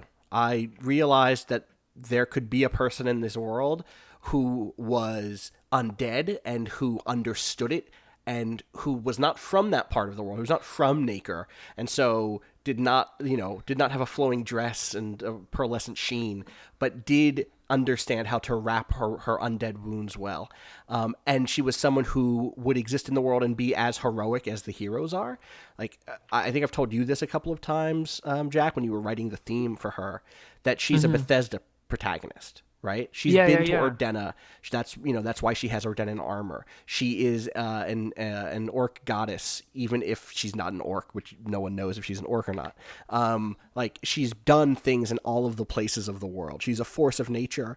And then instead of being the protagonist of her game, she then says, okay, I'm going to start a faction. One of the things that you can do in a lot of Apocalypse or Powered by the Apocalypse World games is at a certain point you can kind of send your character off into the sunset and be like, I've done my thing, now my PC is an NPC, and Corsica New was definitely that for me. So that was figuring her out and figuring out how to make her impact the archives was a big deal for me. I really struggled with Corsica's music at first because we've got a character that is a Bethesda hero and we already have music for all our heroes. So what does this sound like? But the more I conceptualized her as almost like I wanted that music to feel almost like a spaghetti western, like the horse scene on the hill. This stranger riding into town who actually has this army behind her. And getting to that point felt really good. Who else stands out this year, people? Alyosha? Yeah. I wanted more time with him, and so much of him lived in the intro text or in the episode description text, which there's a question about, which we'll get to. A lot of people don't know that those are really good, by the way. That's part of one of the questions. I promise we'll get there. Okay, great. I promise. Anybody else? I just want to shout out to the nervous tour guide boy in the inn. Oh yeah, and the I was really, real talk. I was actually worried about him. He was so nervous. Clemens. I was yeah. When I was editing, I was like, I hope people don't. Right. So I'd written that character as someone who this. This might sound ridiculous in that I run a show where I speak into a microphone, and most of the people who know who I am know because of me speaking to a microphone. But I was a terrible I had the worst social anxiety for the majority of my life, and was very much digging deep into a part of me that was nervous, especially around people who seemed to be more important than me when playing that character. And I really wanted him to come off as someone who could grow, and also who his lack of confidence was not a moral judgment. Right? I wasn't saying that this person is a bad person for being this way. I was saying there are people who are this way and who, for whatever reason, because they want to do better, put themselves in situations where they end up talking to people. And I didn't want that to come off as an insult to anybody who did feel that way. And I was a little worried about that for sure. Yeah, Janine did a lot of heavy lifting there, though, to make sure that scene went all right. It was both of you, but Janine's reaction also really helped characterize him. I want to mention Devar before we move on. Oh, yes. Oh, Devar was so fun and good. Yeah. Oh my god, Devar. I have a question about Devar. Sure. Is maybe one of the inspirations for Devar a character named Dwayne Wayne from a sitcom called A Different World? It's Dwayne Wayne. It's Argyle from Die Hard. It is a very specific version of late 80s, early 90s, cool black kid in pop culture, who is confident but grounded and aware of the world and smart, but also kind of not interested in anyone else's bullshit. And it was really good to be able to play a character who could have that voice. Devar is the Adair of Mountain Party in some real way, who's just yeah. Okay, sure. Here, let's go do this bullshit. Devar, the moment where I realized that the game would allow Devar to come with us was Devar comes too. That's great. We got a new party member. Fantastic. With Devar, I also literally every NPC from the archives. Right. I feel like the archives was for me I just love any character who is just their entire position is to be a sort of mild impediment.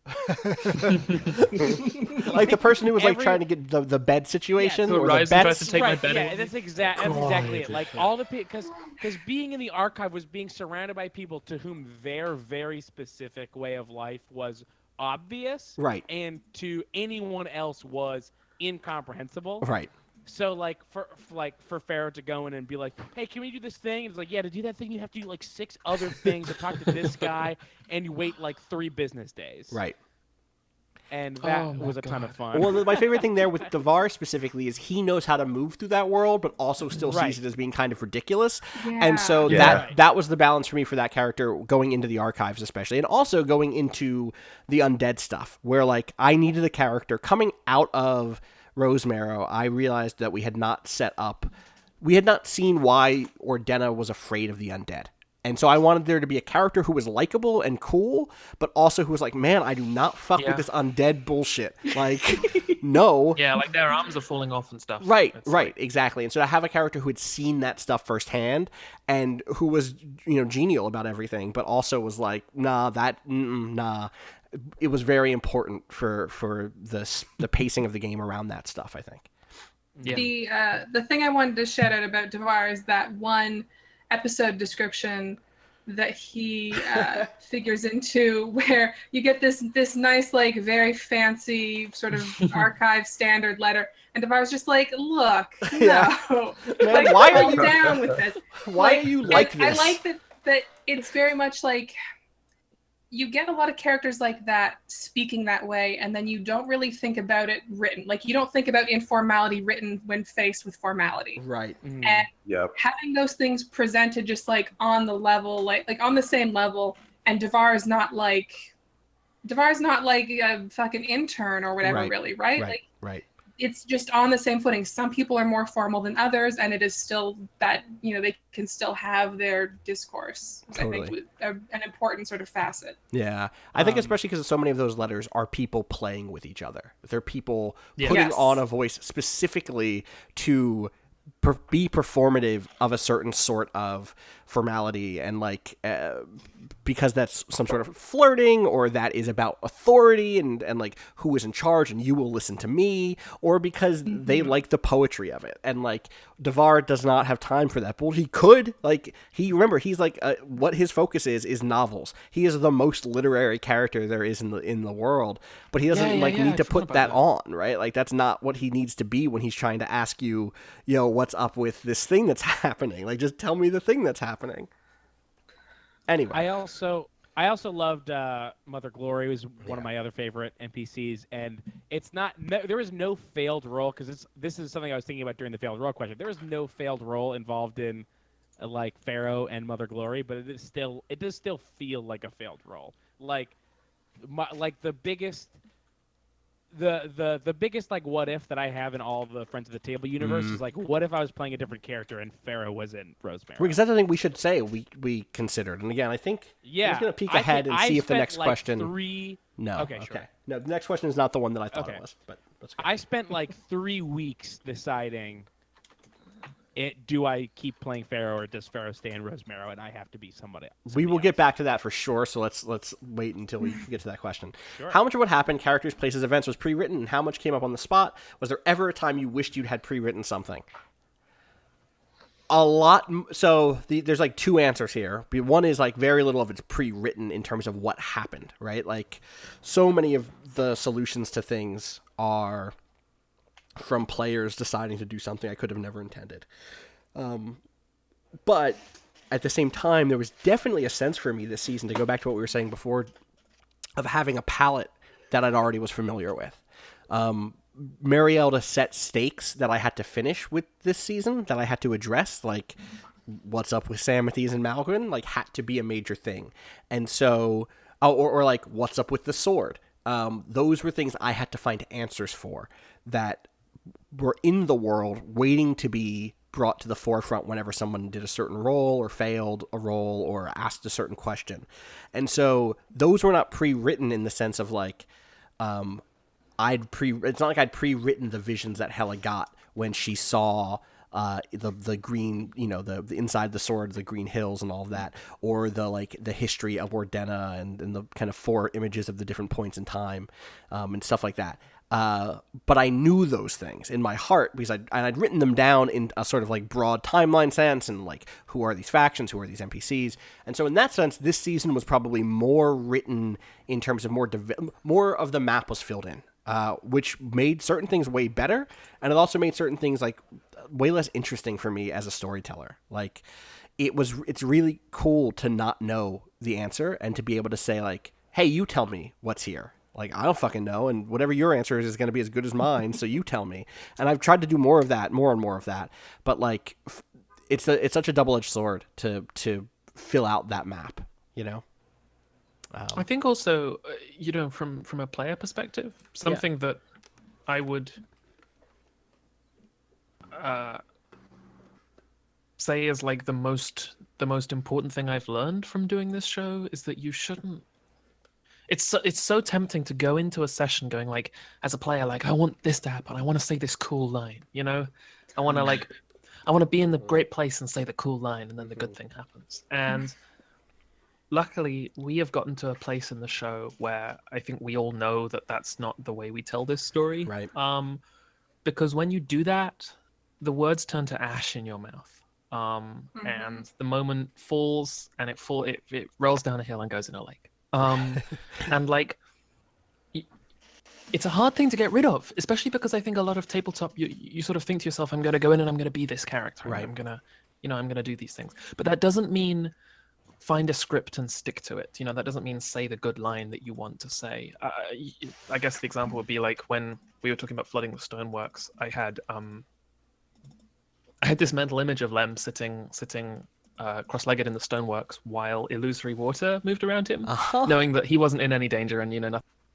And I thought like, oh, that's a cool image. Let's move into that scene like that. And then we ended up in this place where like what happened was the exact opposite of that, and it was really frightening and exciting. And I would 100% thought you were gonna die. 100% thought Lem was. Yeah, I would have been. That would have been a really cool moment. Yeah. So yeah, that's the advice I would give is like, don't go in with a script. Yeah, it's gonna be bad. Yeah, totally. But for me, it was definitely. Go ahead. I was gonna say there were definitely like parts in this season when me and Art were like, should we figure some stuff out beforehand? Like, do you want to talk about this? And I think we did before the season, but like never during. Yeah.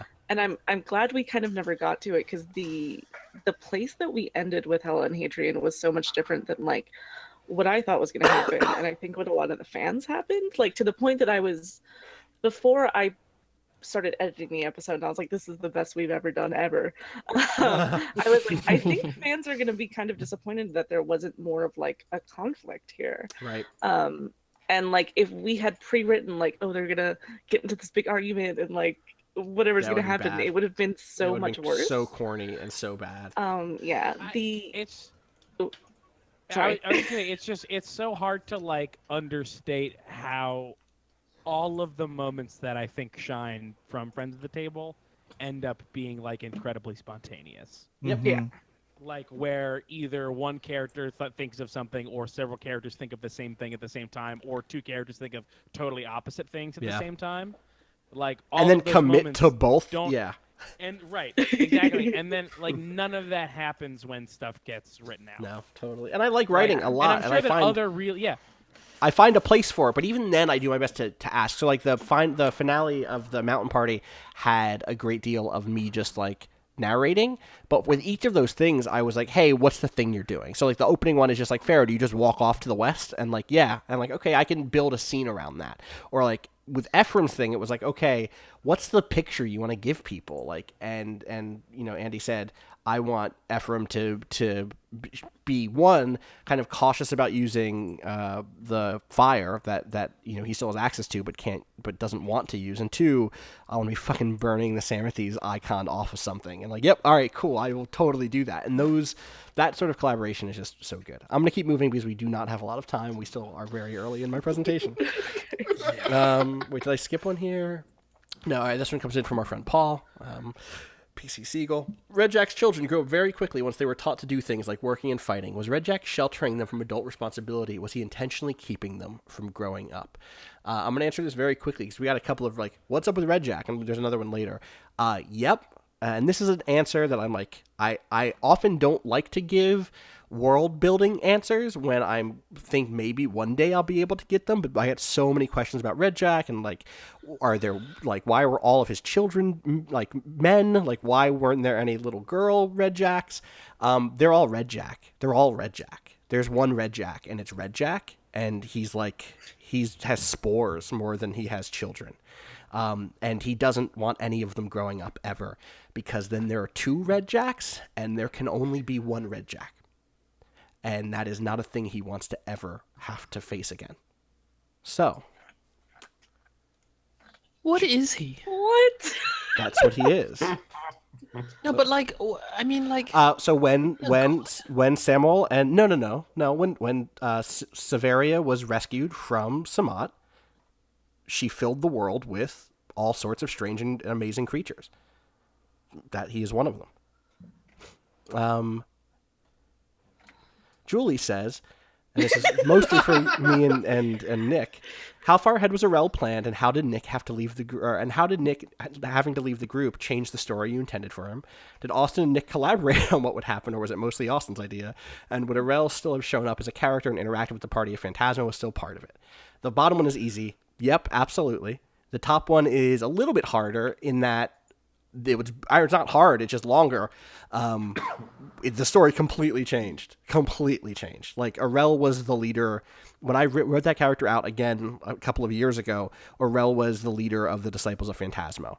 He was a student of Phantasmos who took from Phantasmo hidden signals. He did the thing that people did with the Queen's hat, and it was like, Phantasmo was telling us something secretly because of his demeanor, and built this whole school of thought around the kind of refusing to be part of the world, refusing to go out into the world and actually face things, and instead developed the Disciples of Phantasmo, modeled after the Disciples of Samat from forever ago.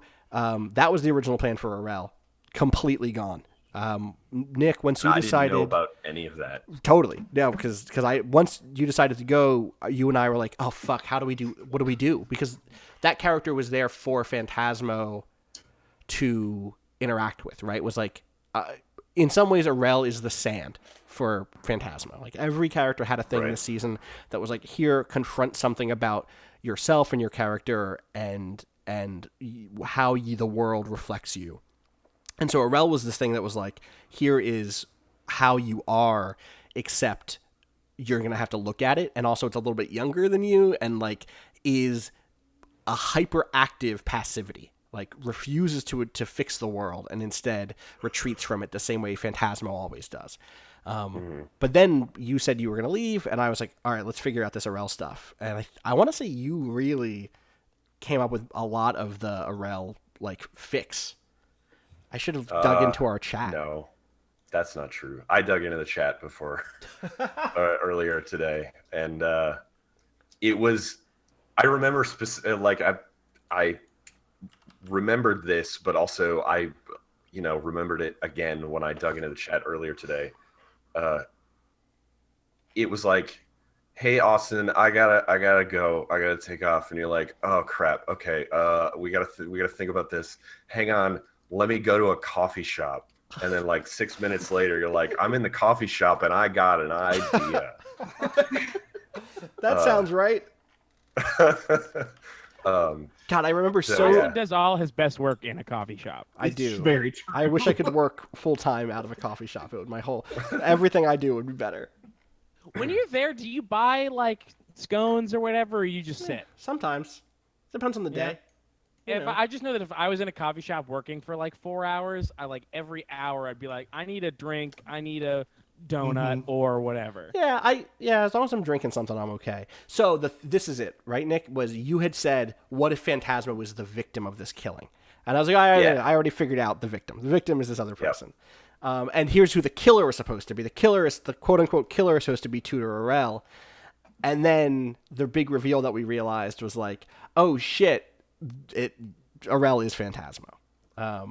But you definitely still helped me figure out a lot of the kind of stuff around what Arel was and like what he was actually doing. And all of it is based on who Phantasmo was anyway. So yeah, we talked a lot about the themes that I wanted to explore with Phantasmo. And you just frankly, I'm sorry, this is going to be a little sappy, but like you just dovetailed perfectly on what I had built with Phantasmo and took all of his themes in exactly the direction that, and not even necessarily that I would have gone if I had like full power, but like I'm completely satisfied with where Phantasmo. I'm very happy to hear that. And I will say, like, there was actually a super key thing. You're being way too modest because you're the one who figured out that Arel learned about Christopher and the disciples of Samat and like all of that stuff. And so like even before the Phantasmo Samat charm spell stuff in the first season, Arel had already become not infatuated necessarily, but like you have this message to me where you're like, I think it's like someone finding a book by a long dead author and it just being one of those things of like, where has this been all of my life? And then maybe letting that enthusiasm sweep you away a little too much. And like that is exactly the way in which I imagine Arel going from like kind of bitter and lonely and afraid and suddenly deciding, oh, this is the thing that unlocked the world for me. So, and then even since then, you and I have talked about what's coming up forward and what's happening with Arel and what might happen in the next couple of seasons or the next season of Hieron. So seriously, thank you so much for like figuring out what the fuck that was gonna be with me, because it would have been a disaster if it had just been like, also Phantasmo's not here, but this other NPC is. All right, I'm going to call that Maths Blogger, but maybe it's not. Maybe it's Mouths... Mouth Blurger. Mouth Spulger. What ambitions do you all individually have for the future of Hieron, your character, your play in this setting? That's hard to answer without like giving a lot of stuff away. Yeah. And also, like, that changes so frequently. Interesting. Okay. Like, I can't really go into Ephraim's without, like, spoiling a lot of what I have in mind for him. But, like, that ambition changed a ton in the last episode. Is there anyone who does feel that they can answer this? I totally have an answer. Okay. Yeah, I do too. The thing I want most for Adair is for her to figure out what she actually wants, because I don't think she actually knows what she wants. I don't think I don't think the things that she has been reaching for this season are the things that she wants. You think they are just like things she's reaching for from habit, or? I think she has like an idea of what she needs, like, to live. Right. And that idea is wrong, because that idea comes from what she needed in the past. Right. Dre? I mean, I think that the all the thes that encounter, the showdown with Arel at the end was, I think, the first time that, I mean, Throndir has engaged in plenty of violence throughout the show, but that violence was like personal and vindictive in a way that, I mean, even 6 months ago, I never would have thought that character would have gone. Yeah. Hold on to that, because we are going to get to a question about that very shortly. But yeah, I mean, the next season of Throndir is like, what happens after that point? And you and I have talked about like alignment changes, class changes, like, because that's a major thing. It totally could be. There could be a lot of alignment changes next season. We'll see. Yeah. I kind of have an answer. Sure. Just in terms of like, because with Hela, the tough thing for me this season, I think, is going to have to continue to next season now, is that like, I wanted to be careful about doing a like redemption arc with her. Because I know she's already kind of well liked, and like it's tough to be like, she's the worst, but you know, she did a good thing and now it's okay. And I wanted that to either feel really earned, or like if she had redeemed herself, to still be living with the consequences of her actions. Right. Which is why like this season was really fun for me with all the undead and like Adelaide stuff. But now that she is like essentially fixed that, I have to like super go left somehow in the Right. next season. I have to figure out. Got a what lot of that's time gonna to think be. about it. So Yeah. all right. I think Pharaoh wants to keep from being consumed by the heat in the dark. Fair. I think Pharaoh wants to not die and for the world to not die. Yeah, that's Yeah. probably pretty relevant to my whole situation too. Yeah. Definitely. This next one is from JD. It's basically, hey, I get nervous every time a character almost dies. Do you have plans for what happens? And my answer very quickly, no, we'll figure it out. Like, it's always figure it out. And there is no silver bullet single answer for any of that stuff. Gildeer again. Everyone, this one thing this group is super good at is making bad but interesting decisions, playing up the flaws in their characters. Art in particular excels at it, but everyone does it now and again. Does anyone have a decision like that, which in hindsight they would take back? Also, does anyone have a bad decision they lament not going with? I regret nothing. I would do Yeah. it all again Yeah. the same way. Should have blown up Twinbrook. Hell yeah. Yeah, there it is. I think Pharaoh probably does this the least of anyone. Make bad decisions? Yeah. So sorry. Bad but interesting decisions. Specific, like I think that one of my weaknesses as a player is not leaning into dramatic irony stuff harder. But I think that it works because we have a lot of people who really do. That's fair. I move my microphone so I could blow my nose and then didn't. That's back. fine. All right. But I said this before. I do regret the Mother Glory thing. I don't know if this was. I don't know if this is still coming. Speaking of that, here we are. Okay, perfect. It's from Let's do Andrew, it. who says, I've been really enjoying your podcast for a while, though recently I've been finding it kind of stressful. It feels like every major event since Rosemary has either moved the world closer to destruction or briefly averted disaster without actually improving the overall situation. It looked like things were going to turn around with the Samal talk, but then the most recent episode happened, and now it looks like that information will come mostly too late. And this is actually 2 Andrew questions, but I'm just going to hit the top one here because of time and like the notion of how dark it got. Yeah. Which I think one reflects the thing I said at the top, which was like, yeah, cancer fucking sucks. Like I'm not making a game about cancer that is also a game about lightheartedness to some degree. And obviously we'll have lighthearted moments. And it's not also about cancer or about global warming or about one specific, like about disenfranchisement of native peoples. Like all those things come up in it. But I this goes back to the Walligan thing too, of like the block party isn't going to save the day.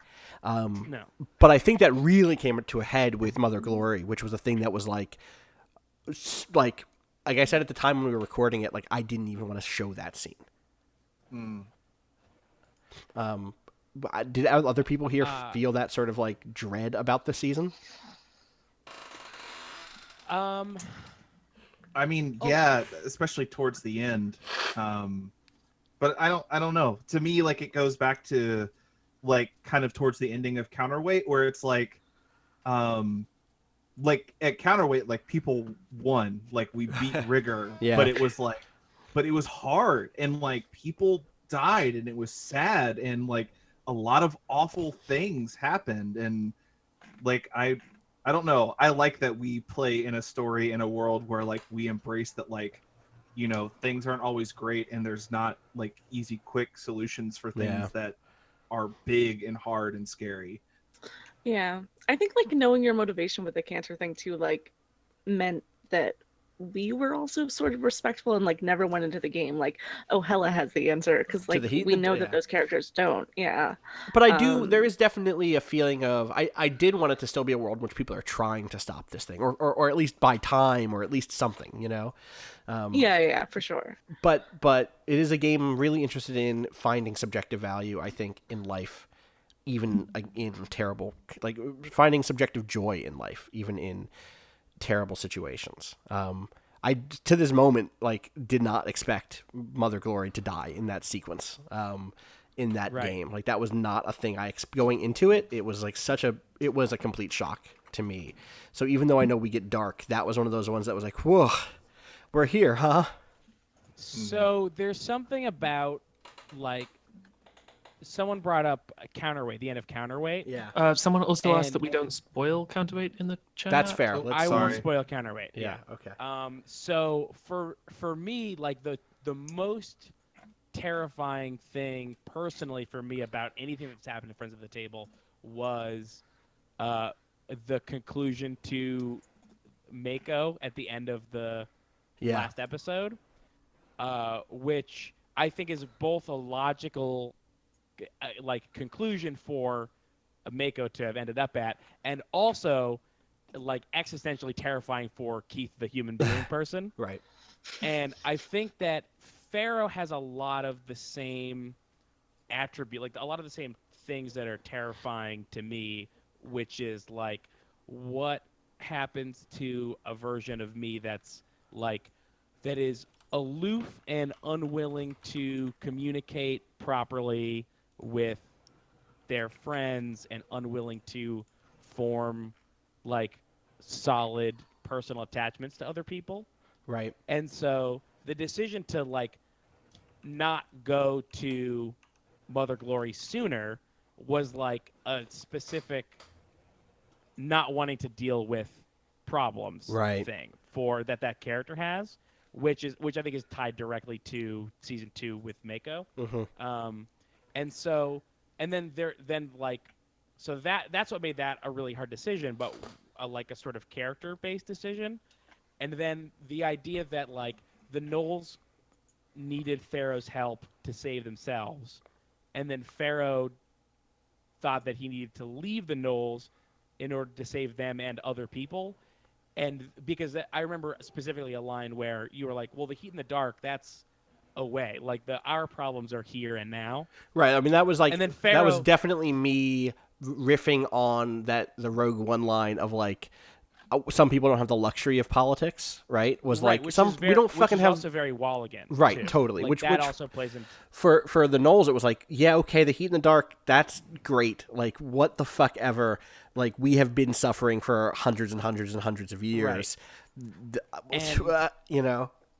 And so I think for me the most understated bit of irony that this season had was that Pharaoh decided to leave to help the Knowles in an abstract way from the heat in the dark, but Yep. then ended up bringing the heat in the dark to them. Closer than that. Both Right. both justifying that it was a legitimate threat and being the cause of it Right. At the same time. at their doorstep. Yeah, totally. And so that I don't know if I have any more thoughts on it besides like laying it out cross season for people to like hear me say, but I think that's a very significant like stressful darkness that the season had. Totally. Any other thoughts about the stressful dark? Also, Donald Trump got elected this year, and like Yeah, it's been a stressful, dark 6 months. it's been a stressful dark, and we'll talk more about that I think in a few minutes too. But like, do know that we were all in a fucking stressful dark place, and there were moments of incredible joy, like you know, Art Martinez-Tebble got married, and now is Art Martinez-Tebble, and that being able to go out there and see Art for that was a real high point, and I think gave at least me a lot of joy. And a lot of energy to finish up this season in a place that is, I don't know. I don't know that you should read the end of this season as like optimistic necessarily. Like, yeah, spring is better than winter, but spring comes right before summer, and summer ain't good. So, but not in such a dark place. Just more of a hot place. I Yeah, was fuck also summer. happy at the end of that weekend. I just want. That's good. I just want to say quickly, like I tried to, because it was a dark release season, but I think we found a lot of time to make moments that were really human and like just Yeah. people interacting and like enjoying each other. And we had a lot of like endings that were that way too. And I did that specifically because like the shot in Rosemarrow of the camera slowly panning out as like Pharaoh and Hela eat ice cream. That scene is so a really good. nice one. Yeah. Like, and That like whole still sequence letting is great. letting our show sort of still be around that and Yeah. have that stuff in it and highlighting those parts of it was really important for me, like while everything else was happening. Totally. So this Yeah. comes in. Oh, go ahead, Jack. Oh, I was just gonna say from my perspective with the music. I'd known for a long time what I wanted the inside of the sword to sound like. That's is a we should fantastic note that sentence that I'm- actually. You're the only one who ever knew there was an inside of the sword. Oh, really? Yeah, like up until I knew that 'Cause, like, Didn't we all know that from like season 1? Oh, sorry, you're the I only just one. He's assumed the only that. one who knew that there was I that knew the what it party was. would Like a be going neighborhood. into the sword at some point this season. That like Okay. that was on the Okay, got it. table because at the very beginning of the season, I was like, oh, the phrase for the season is for every inside there's an outside, and that goes back to Marielda. Like I teased that in Marielda, and you were like, okay.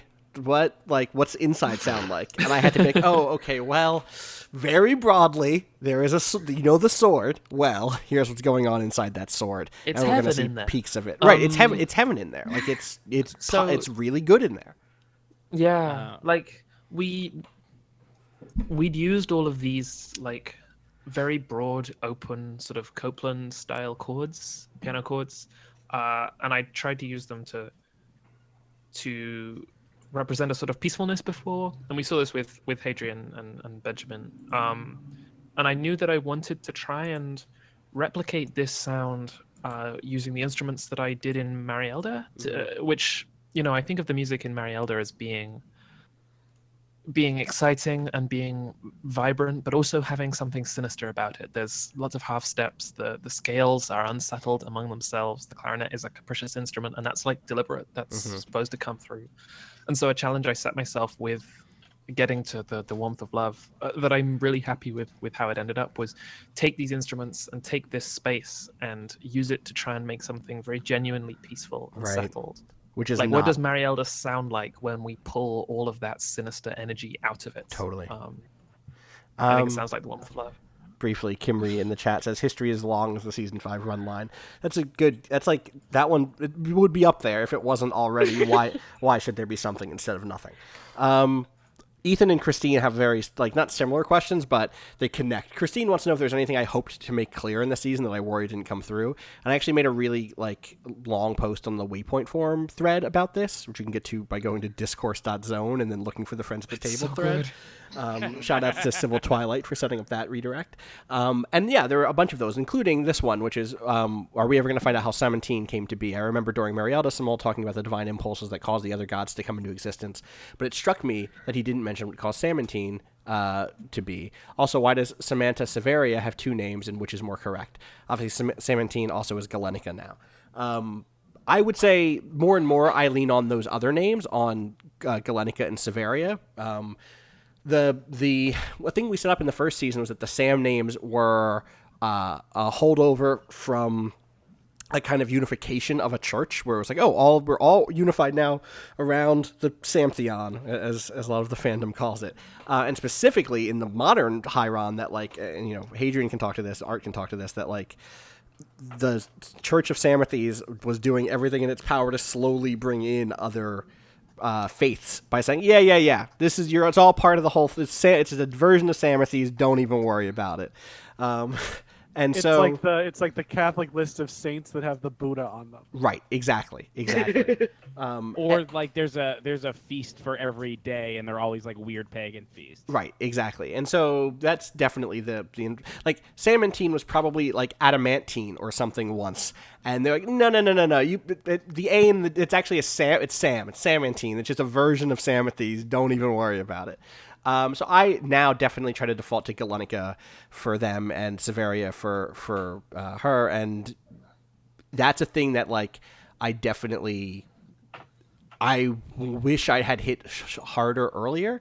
And then with Galenica, there's Devar kind of explains it in the book that he references. The book that the Mountain Party goes to. They pass through the doors and wind up in that jungle. That there instead of actually coming from the divine impulse of the gods, they came from the divine impulse of people. The people needed someone to protect them in the Northeast, and Galenica came from that. If you go re-listen to that scene with that in mind, I think that will be a little clearer. But then it's a bunch of things, and it's tough because there are a lot of things I don't ever like to get explicit about because the fiction I like doesn't get explicit. But as Janine often points out to me, listening to a podcast is not like reading a book, and so I'm at a weird crossroad with a lot of that stuff. So a key example of that is the quote unquote curse from Naker, right? Adelaide's curse, which for a lot of listeners, understandably, believed it to be a curse in the sort of magical plague sense, that the world was slowly becoming corrupt and zombies would be appearing. If someone died, they would naturally become a zombie. But if you listen to the end of Marielda, and if you listen to Adelaide's plan at the end of season 1, it is the thing I was trying to get at was that, oh no, Adelaide is in a position where she decides who lives and who dies. She decides who gets to continue living, and she wants a world where everyone gets to live forever. That is her ideal world. But that means that she sometimes makes decisions to make that happen more quickly or more slowly. And so that's something I thought about a lot at the top of the season when, like, okay, who would Adelaide let permanently die, right? Like, so with Ephraim, that was going to be a situation where it was like she wants Ephraim around because Ephraim can help spread that disease by unifying people around a church and putting them in close proximity and etc. I think if Hela had died this season, Adelaide would have been like, yeah, you're done. Like, no. Like, that would have been it. And that was, like, one of those things that because no one died and because I hadn't shown a sequence or a scene of what the quote-unquote curse looked like in the world, I couldn't ever communicate to listeners that was how the rule set worked, you know?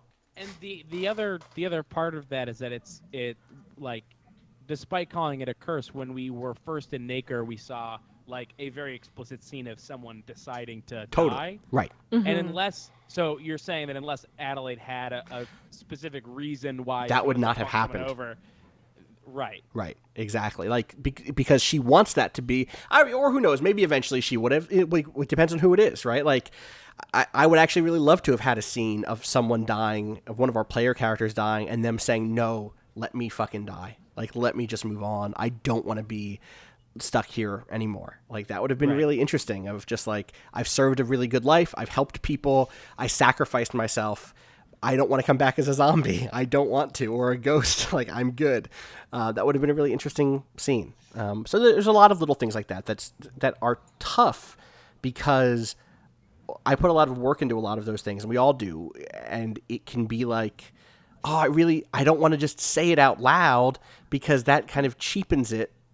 But also, I want us all to be on the same page so that it's clear, you know? A lot of the Adelaide stuff is in an interesting relation to, like, what Arel wants for the world, which is in relation to how the sword works. And all of the beauty of geometry is lost if you just don't have one of those puzzle pieces. And so I'm definitely going to be more, like, do my best to straight up just say things or ask the players, hey, are we all on the same page here in going forward? So just to be like 100%, like just to say it in a sentence, yes. The curse isn't that everyone has to live forever. It's that everyone's death is subject to the whim of Adelaide. Exactly, which is no longer the case, though, now. That's over now because Adelaide's in the sword. And I don't think it will. I don't know. We'll see. I don't know what happens if she comes out yet. We'll figure it out. Shit. All right. Next question. Hi, hello. I was mostly wondering, this is from Dustin and then Ronnie, if Jack could let us know how Lem is indeed not a soft boy, because Lem seems like the softest boy in the land. Thanks, Dustin. And Ronnie says, I am super interested in the changes Lem went through in the last few episodes of the season. Does Jack mind elaborating on what brought Lem to actively go against his alignment and aggravate Samal? Does Jack think this will stick, making his the first character to change alignment? I'd love to hear more from Austin and Jack, but also anyone with thoughts on the matter about their revelation that neutral characters are actually the worst. I think Jeanine maybe has some words there, because that sounds awesome. No, you got no words on how neutral characters are the worst. Oh yeah, that's all. That's what I'm saying. Yeah, those are my words. Those are all your words. Well, and then I always forget. Was it Allie? Was it you or was it Jack? Who I think it was you, Allie. Like a week or two ago, after finishing the final episode, you were like, yep, it turns out that this season was just like a deconstruction of... Oh, yeah, you had done it as a joke. You were like, did we deconstruct soft boys? Yep. And then I listened to it, and I edited it, and I was like, yes, we did. We absolutely totally did that. Deconstructed the soft boy. Yeah, totally. Yeah. So, Jack, I think the broader point I want to make, and have tried to make across this season, isn't that Lem isn't a soft boy. It's that there's a lot of stuff that needs to be talked about and talked through with the conception of what a soft boy is. Yeah. And how it intersects with both masculinity and also with how you behave, how one behaves. Mm-hmm. So I want to go on record. I think Lem is a soft boy. And I think he's a good one. we talk about Lem is neutral, and people ask me, is Lem actually evil? No, Lem's neutral. Neutral's bad. Neutral is the person who says, I think I'll be okay. Or, even more so, like, I'll make the decision like this because it'll work out fine. I had no doubt in my mind or question in my mind about whether or not Lem would kill those researchers at the stoneworks. That seems like the sort of thing Lem would do. And I think a lot of this stems from my distaste for how Lem was in season 1, which was a kind of toothless, blithe wanderer who stumbles into things and kind of goes like, oh, wow, that's interesting. How interesting is that? And something that I'd known that I'd really wanted to do from the moment we finished season 1 and from the place Lem ended up in is, like, what does a neutral adventurer look like? And the answer is that it looks like they suck. It looks like someone who can walk into conversations and have a super nice time and say like, oh, I'm Lem and I'm really nice. I'm with the archives. I'm like awkward and Lem blushes and Lem can be nice. You can hang out and you can have a good time with Lem. I'm not saying Lem's like hasn't got goodness in him. Like soft boys. Like soft boys. But also like I heard that, Andy. Unwilling to engage with his own actions and to take responsibility for his own or others' actions. And that is something that I try and work on in myself as a person. And I want to be clear that I'm not treating Lem as an analog for me. I'm not using this to work through stuff personally. It's more like a broader problem that I have when we look at someone collectively and when I look at myself and I say, wow, what a nice person. What are we talking about? What are we saying there? Yeah.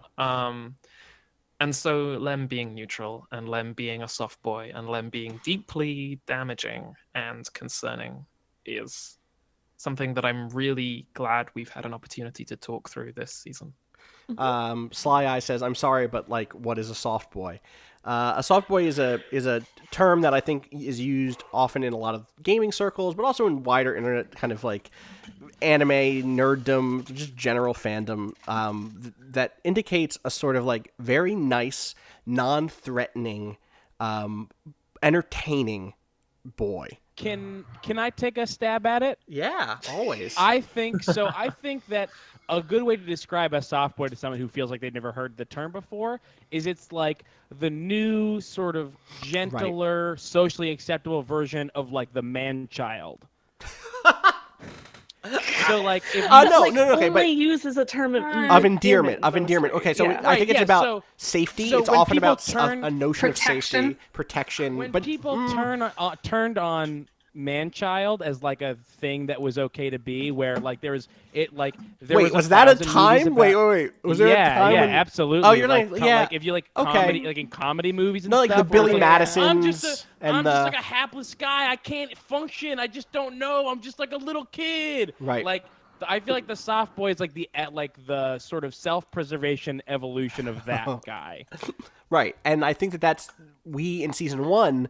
I think a lot of characters, Throndir, Pharaoh, and Lem, all came across in that way of like, oh, they're so nice and kind. Because honestly, I think that you three are good people, not nice boys, not soft boys, are good people who are fun to listen to.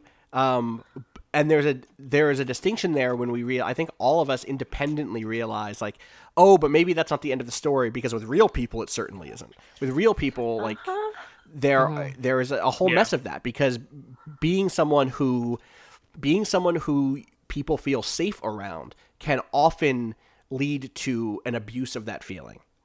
Or can lead to, using that relationship to get access to something you don't normally wouldn't, or can just be people don't live up to that image often. And so I think that we got there this season unintentionally. Again, we didn't sit around a table and go like, "Hey, yo, fuck soft boys." But what we did. Okay, well, you did. You did. I kind of did just now too. Yeah. Totally. Also, by elimination, but in the show, Allie, Art, and Nick not fun to listen to.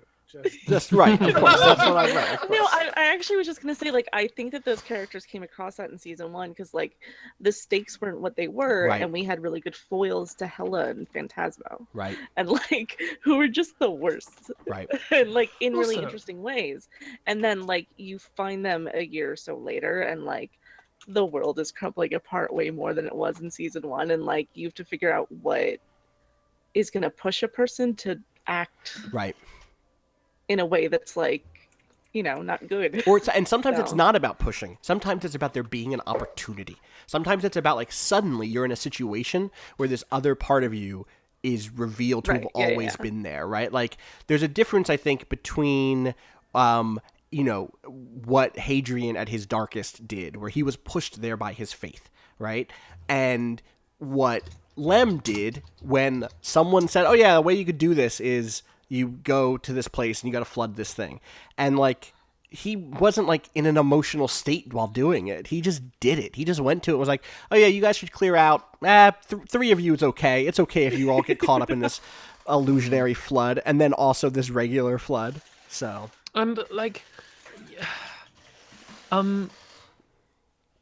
there's a strange noise in the background. I think that like something that, in a broader sense, that was interesting to me in the archives was, you know, Austin and I talked quite a lot about what we wanted that episode to be and where we wanted that episode to go, kind of structurally. And in terms a of thing specifically in terms of what pattern magic looked like, and that it should not just look, it shouldn't just look goofy. It should also be scary. Yeah, and like, and I think running along that was this idea of like a thread that we wanted to develop was Lem being hesitant to use apparative magic or illusory magic, and then gradually just sort of falling into it more and more and more. And the revelation of what we could do in the stoneworks was felt like the natural Right. conclusion of that. And again, it's so easy. I don't know. I think that like it's so easy to think of the archives as a place that's like a soft, you know, they read books and they do all that sort of stuff. And I think something that was important to us in depicting the archives, like actually on screen, was like this place is unsettling. Right. And my favorite example of this was the desk chair scene that just it started out silly and it got the desk table scene. And it started out silly and got sillier and sillier and then gradually got kind of sinister. And so working on the archives and working on an understanding of what neutrality is and working on how, you know, I'm less interested in being sweet than being good. Yeah. Was really important to me. I also think it's important for Lem's neutrality, like how close Pharaoh and Lem were at the beginning of season 1. The tougher and tougher things got, the more and more the two sort of rejected each other's way of doing anything. Yeah, totally. Yeah. Briefly, I just want to note we had this great conversation about apparative magic or illusory magic or kind of how those interacted with the patterns. Could you do an illusion and then build a pattern around it? And I think for a while at the top of the season, you're like, oh, who knows what, like this, and it was you and a lot of, I think the audience and for me too, for a little bit, it was like, hey, will this all fuck Wait, sorry, up? Austin, you cut out for a second. I missed like the important meat of that sentence. At the beginning of the season, there was some question about whether or not illusory magic, how it intersected with patterns. Okay. And the thing that we got to that was actually the scariest was that it works. It's not scary if it breaks, if it's fake and if it's paper thin and like, oh, actually illusions all fall. Like, no, you didn't figure out. They didn't figure out like a shortcut that falls apart. They figured out how to split the atom, and that's way scarier for the reasons that I mentioned earlier in this episode. Like, it opens up new realms of possibility for what pattern magic can do and be, and that is way more interesting to me than like, oh, shortcuts lead to trouble, which is a story I've heard 1,000 times. Yeah. I really like this question, but we're so low on time. What was Alyosha's lack? And for those who didn't get a chance to explore their own character's lacks, what do you think it would have been? Briefly, Alyosha's is skepticism. Oh. Like, he's just too naive. I was really upset that Hela didn't get asked this between when she knew Hadrian was gone and when she found him, because it would have been accountability. It was really that's excited really to see good. that, but- Anybody else? A home. Aww, Aww. buddy. Yeah. Lem? Probably something like conviction, Yeah. or any sense of a sort of consistent moral compass. Fair. That's a long answer to a question that's basically, how are you doing? Farah? That's tough. I don't know. I think that there's like several different ones. I think that for Pharaoh's lack was respect.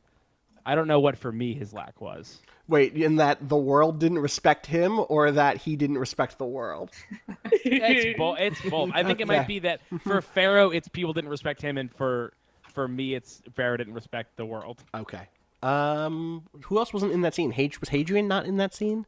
No. Now, Hadrian gave like 2 different lacks, I think. Yeah, I think that's true. Right, that was the lack house was the thing that was about like actually making you confront Exploring. the thing. Yeah. Is there a different one, or do you think you stick by the ones that you gave at the times? I think I'm willing to stick by those. Fair. Anybody else, or is that it? I think that might be it. All right. Do we all discuss how to handle in-game sex? No, sort of, but not really. Like, certain games have moves around intimacy, right? So that will come up at the top of a season. But generally not, which is probably something, there's the space for it. I always say up top, like, hey, do you want to have a talk about these things, or do we want to just continue to move on the fact, like, the kind of established set of rules that we set up forever ago? And we always just kind of move forward as is. Lemon Emmanuel hooked up is all the thing I'll say. And this is like, I'm going to go back. For Austin, is there anything you'd hope to make clear in the season you worry didn't come through? Lemon Emmanuel hooked up. That's a thing that happened. And sometimes we fade to I back. was there and I missed it. I noticed. Okay, but define hooking up. I don't know. Yeah, Like, 'cause- you define hooking up. Right, yeah. Right? Like, what you fill in the blank. Like, so the +1 boyfriend bonus isn't because, like, they fucked necessarily, but it's that they had some moment of intimacy that I think whatever is appropriate for who those characters are. It's not that those things can't be interesting. It's that we record this podcast by being on the phone with 7 other people. And I promise you, Jack and I improving a sex scene while 6 people listen. It wouldn't be a good one. It just wouldn't be a good one. Let me tell you, it could. Like, I could write that scene all right, but that's it's a different thing, right? Like, Oh man, yeah, it would be so weird. It would be bizarre. Yeah, it and, would like- be like- even if it worked really well, and it would still be bizarre. I don't know. Like, I want to be super clear. Don't get me wrong. Sex can be like awkward and silly and Right. doesn't work and stuff isn't communicated or stuff is like it's not like clean. Sex isn't like Right. sex scenes in movies or whatever. But I guess the thing that's you don't want to hear is 6 of your friends attempting to improvise one over a live mic. at 1 a.m. when you're exhausted. Also, Yeah, that's Yeah. not good. no. All right. Talked about that already. Vampire cops. We have to hustle because it's already at 2:15. I'm sorry. Here's one I do want to brief, because we actually got a number of questions about transition and trans characters in Hieron. Nora wants to know, how would gender transition work in the setting of Hieron? And the answer that I thought really hard about this, and I've thought about it before, is the same way it works here, except also more because it's a fantasy setting, which is to say there are a bunch of ways that transition works, right? Like, there are surgeries and there are not surgeries, and there are people who seek magical aid to do it and people who don't feel like that's necessary for what their situation is, right? Like, for as many people that's how many ways that transition happens. And that's true for Hieron as it is for the Earth. And I think that is something that can be like, I think it's an important answer. Like, I don't ever want to play a game in which it's just as simple as, well, everyone transitions in the same way because we figured it out in this world, because that flattens a very complex and kind of complicated thing to say there is a simple, easy way to do it. Not to say that there shouldn't be a world in which it is accessible, but even in a world in which you can kind of access the methods of transition, should still offer a variety of methods because there's a variety of people. That's my super quick answer. Was character conflict in a physical sense ever on the table? Relationships have been strained this season, those bonds though, and there seemed to be a few times where lines seemed to be about to be drawn in the sand. I know Dungeon World does PvP poorly, but did Austin have a plan for it if it did happen? We definitely spent time at the top of the season going over Dungeon World PvP rules because we thought it might come to it. And then it didn't. And, I think like everything, we would just roll with it. Art, is that, you and I were the ones going over those rules. Yeah, I mean, I was ready for it. It didn't happen. I'm pretty happy it didn't happen.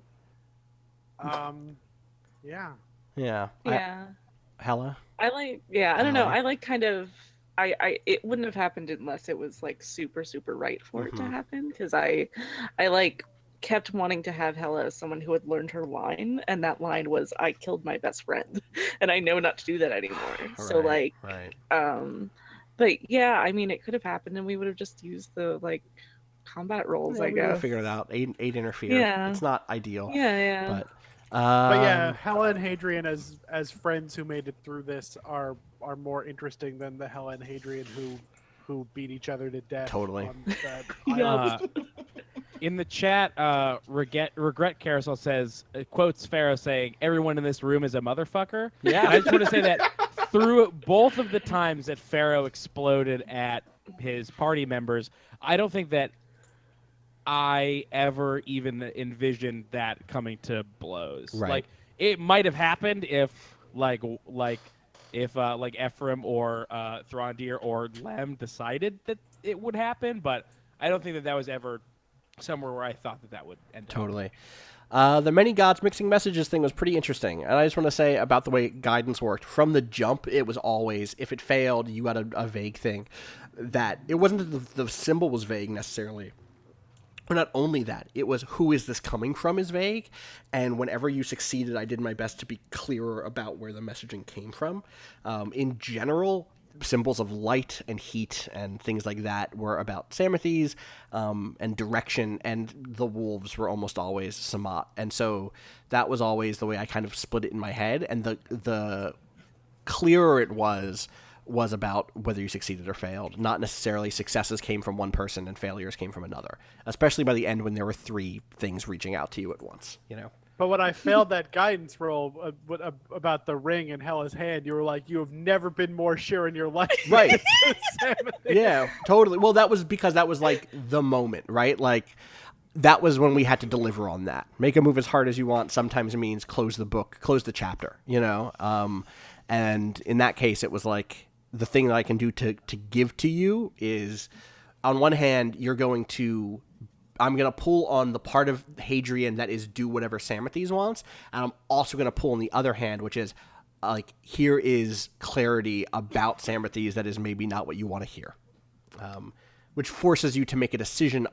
It changes that whole scene, right? Because if I hadn't been clear, then there is plausible deniability. Then you don't have to answer the question, what is more important to me, Hella or Samathes? And instead you had to answer that much harder question than Hella or, I don't know, is it Samathes or is it, I don't know. And so like that was a very key thing, Sure. All right. What was going to be at the Southern Tower? It was going to be Samal. What was the concept of the Strata and Lambda? When was that nailed down? Way later than you would think. I kept saying earlier, I want to talk about how we figured out dwarves, and we don't really have time anymore, but we struggled so hard with dwarves. Like 3 years ago, 2.5 years ago, whatever. We were like, what's up with dwarves? Like, I don't know. What's up with we just didn't know. We thought about insect people for a while. We thought about a world in which they got like caved in, but then became super sustainable because they were good at being underground. Like we tried a bunch of things. Didn't I link you to like an article about like ants falling into a hole and building like a separate colony around the other food that fell in that hole? Totally. And you're like, dwarves though. Yeah. And if you think Austin had a hard time with dwarves, don't even ask him about gnomes. Fucking gnome. So yeah, the dwarves. But I figured it out. Probably, I figured them out in terms of what things were down there at the beginning of the season, because I knew we would get there pretty quickly. And I knew I wanted to do this thing of once we figured out reconfiguration is actually the answer. Once I figured out what reconfiguration is, and then realized that there's a line I have written somewhere about what the strata are and why the dwarves live that way, which is basically that the dwarves and the layering of the strata and lamina is the biggest fuck you can give to the heat and the dark. No one should throw away their work. Keeping things around is the best way to kind of say fuck you.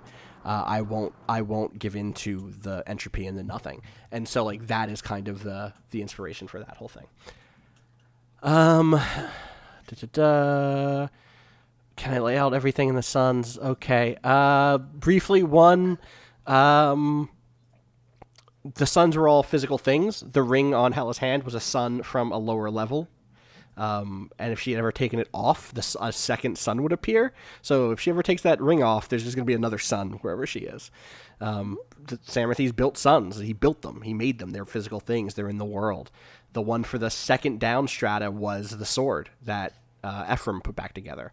That one is a sun now. There isn't one on the very bottom level because there wasn't ever a sun on that bottom level. Where's the zero sun? What do you mean, the top level? Yeah. That went away when you failed Malwan took that away. Malithes took that one away successfully. Okay. That's like his whole thing has been, so to speak to that, his whole thing was like, no, we need the heat and dark to come so I can use it as like material to build a new world. He was confident he could do that. He's not the first one. The wizards also believed that long time ago. And they weren't completely wrong. Like, sure, a chunk of the earth is gone now and floating off the corner of Samal's shoulder, but it did survive. So there was some truth to that. It's just also very risky and bad. Okay. And the first part of that question is no, right? About the heat and the dark no longer being a threat? No, very much still a threat. Right. Notably, the thing that it was originally made to do was not to fill the heat and the dark with the breath and force of Ingenuity Alive. It was to fill the heat and the dark with the breath and love of Ingenuity Alive. And that Samarthis is not the same as the other Samarthis. So, I think I'm just going to skip these because it's just more deep lore. And we are at 2:25. Which is a shame. I mean, honestly, I thought this was going to go for at least 3.5 hours. So. I don't have it in me. I just know us. Maybe I do. We can end earlier. We can end earlier than that. But yeah. When I was preparing to do this thing, I was like, there's no way we're getting out of here before 3.5. Well, we got some fluff in the last part here. Totally. So, I mean, I will say I've just answered this top one from Linda, but also maybe not Linda, from one of the members of Linda. His goal was to destroy that sword so that sun could not come back, right? Like, the less suns, the more likely the heat is to arrive because it's dark.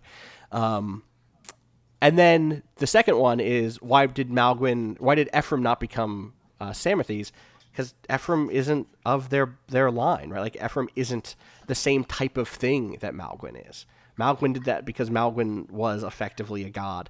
Ephraim isn't. And I use that, I walk that line carefully because this is not a world in which bloodlines are important.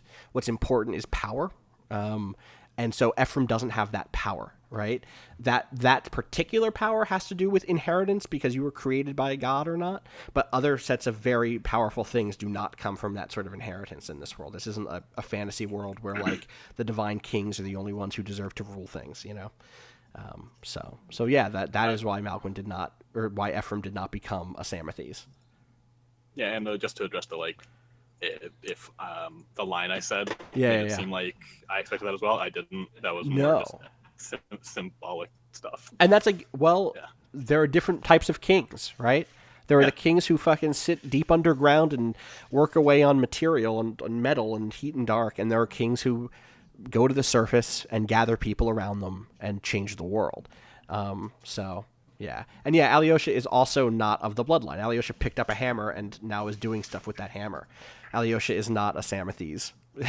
Alyosha, not a Samarthis. So, yeah. Briefly, I guess I saw this pop up a few times, actually, Andy. In the chat, PN Elmatarian says, I still don't really follow why Ephraim did that. Do you want to speak to that a little bit? Part of it is hearing the story of Marielda, hearing Right. that what happened, like having all that information. One, disillusioned Ephraim a lot with Samathes, and two, made him realize that he was being used. Him killing Samathes was less about him finally doing what Malwan intended to do in Marielda, and more about finally stepping out of this shadow. 'Cause Right. as much as Ephraim is like this larger than life personality, he has always felt in the shadow of either Samathes or other people, and this is him stepping out of that and finally taking his life for himself instead of being a servant for someone else. Totally. This one I want us to answer because it's really good. What were all of the players' favorite in-character conversations they had with one another? Thanks so much. Oh, I got a good one for this. So remember in the most recent holiday special, when Art and I, Hadrian and Ephraim, were at the church, and Ephraim got really mad, Yeah. and Hadrian tried to calm him down, Yeah. and then Hadrian got really mad. I loved that. It was very good. I really liked Hella and Lem talking in Samal's house. Yeah. Just this very human moment of like, oh God, what is? Hey, it's nice to see you again. Also, what is going on here? Is this normal for you? It was. I really enjoyed doing scenes with Ali. And it was good to do that. For me, it was like any conversation with the Dare. Because it felt like it was just so easy with the two of them to like banter. I like the crackers. Oh yes. I brought you crackers. Cracker bit is a good bit. Super Oh good. God, I really liked it when who was it Hella and Adair who went off to poison Saul? Yes. Oh, that whole sequence And is then- so Yeah. good. That's the closest we've Fairly been. early. Go ahead. What were you gonna say? I was gonna say that's the closest we've been to like a Fargo or something like that. Oh yeah, right? yeah. I've just Saul ugh. Saul realizing that he was about to get poisoned, and also realizing that it wasn't like tremendously terrible to Right, happen to him, right. and so just sort Yeah. of increasingly begrudgingly going along with it was so funny. Oh man, yeah. Nothing is better than Saul deciding eventually that I guess I'll be poisoned today. Yeah. Well, okay. Yeah. I thought another one I really liked, Marielda. Which and one? It was between Aubrey and Siege when they were at like the High Sunday at Samathes, like palace, I guess is what you'd call it. And there's like a moment, I think, if I'm remembering this right, where Siege asks Aubrey if she has anything to tell him or something along those lines, and she just like dodges the question. I don't remember if I'm remembering this fully No, that's right, totally but I remember right. there being like a really good conversation between those two in a hallway right after they got their like fancy clothes, or maybe it was right before. It's been a while since we recorded that, and I have a lot of trouble listening to stuff that I'm on, so I haven't been able to go back to it. Let me tell you, you were but real I fucking remember good. really liking that. That whole season had so many good moments like that. Actually. Can I have a quick, a tangential question? During Allie's marathon for her tooth stuff. Oh fuck. Where's that episode? Let's come back around to that. Actually, we'll talk about that. Yeah, in a minute. we'll talk about that later. Allie, you were gonna say something else. I was just gonna say, if we're on Marielda really quickly, I just want to say when Castile was super drunk and ran into Hitchcock and had to remember that she was supposed to be lying to him. Oh, very so good. clutch. Something that like I feel that like we worked really hard on that season to bring in a lot of like stuff that's associated with heists and with fictional depiction of heists, and some of the stuff that I'm proudest of is like what do you call it in game design? Hidden information. Yeah. Who knows what? Who possesses what information, and how can it be traded? And stuff that like we love doing dramatic irony and stuff like that. Like what can we tell the Hitchcock was super fun. Yeah. Any other ones? Sounds like we got a good mix. All right. Our show your show, says Shelby, has a unique balance of comedy and tragedy, often tipped more towards the tragic side of things. How do you find that balance, and do you ever worry about leaning too far one way or the other? Hi, yes, all the time. Literally all the time. 100% of the time, I worry about leaning too hard towards comedy. As like an individual. As an individual, yes. Right. There's a balance. It can be tough. It can be tough because there are definitely times, and this is one of those things that we've talked about since then. A couple of weeks ago, before we started the fourth season, I was like, a thing we should do this year is have debriefs after every session with just us, like just internally, because we are figuring this shit out as we go. And that doesn't mean that I don't think that we are, like, pretty fucking good at it, frankly. I think we make a really good show, and I'm really proud of it. I really am. But also, there hasn't been guidance. And so, the thing I realized is that, like, if we were doing this on a stage, we would have notes. We would give notes to each other after every episode. And I'm not saying we give, like, harsh critique, but, like, things like, I really want the next episode to dig more into this thing or that thing. Or Austin, I really want an opportunity to explore this bond that I have that hasn't come up at all. Make sure that comes up next time. And those sorts of things are huge. And I used to do them for like tabletop games in college. Like Art can tell you, we used to play in a game where our GM would make us for XP write like character shit down in college blue books. Like, he distributed blue books and would have I wasn't in the game where he made you guys make live journals, right? I dropped that fucking game, too. Don't even worry about it. That's definitely my dream. Can we do that? Can we do that? I mean, maybe. We'll talk about it. Can that be a reward? Let's talk a little bit. We'll talk a little bit. Yeah, no, that was not the person whose name we bleep out. That was a different person. Who was different person. A very influential GM for me, and I have very mixed feelings about for a number of reasons. I think a good person. He was a good guy who I. An above average runner of role playing games for college freshmen, and a below average friend to college students. Fair. Fair. Going back to the question, I'm just gonna say that a real soft boy sometimes. Oh my fucking god! Yeah. Huh. You know what? No, you know what? I was gonna make that joke, but I don't know this guy, so no. Let me tell you. The appearance of vulnerability. I think that even when I'm upset about things in the show, like I am still doing a thing that I love to do with my friends. Mm-hmm. And I think like even if like the content is really bad, that still comes across in the recordings. Right. Totally. Or at least I hope it does. So I feel like we strike the balance with that really easily, because even like when we end the call, we still feel like, I had fun hanging out with Austin or whatever. Yeah. Even when it's like, I'm so drained. Yeah, I'm literally crying the 3 times I have in the show. I don't know. Does anybody else feel like they lean too hard towards comedy and not too hard towards tragedy, or is it just me? No, okay, we're all real sad.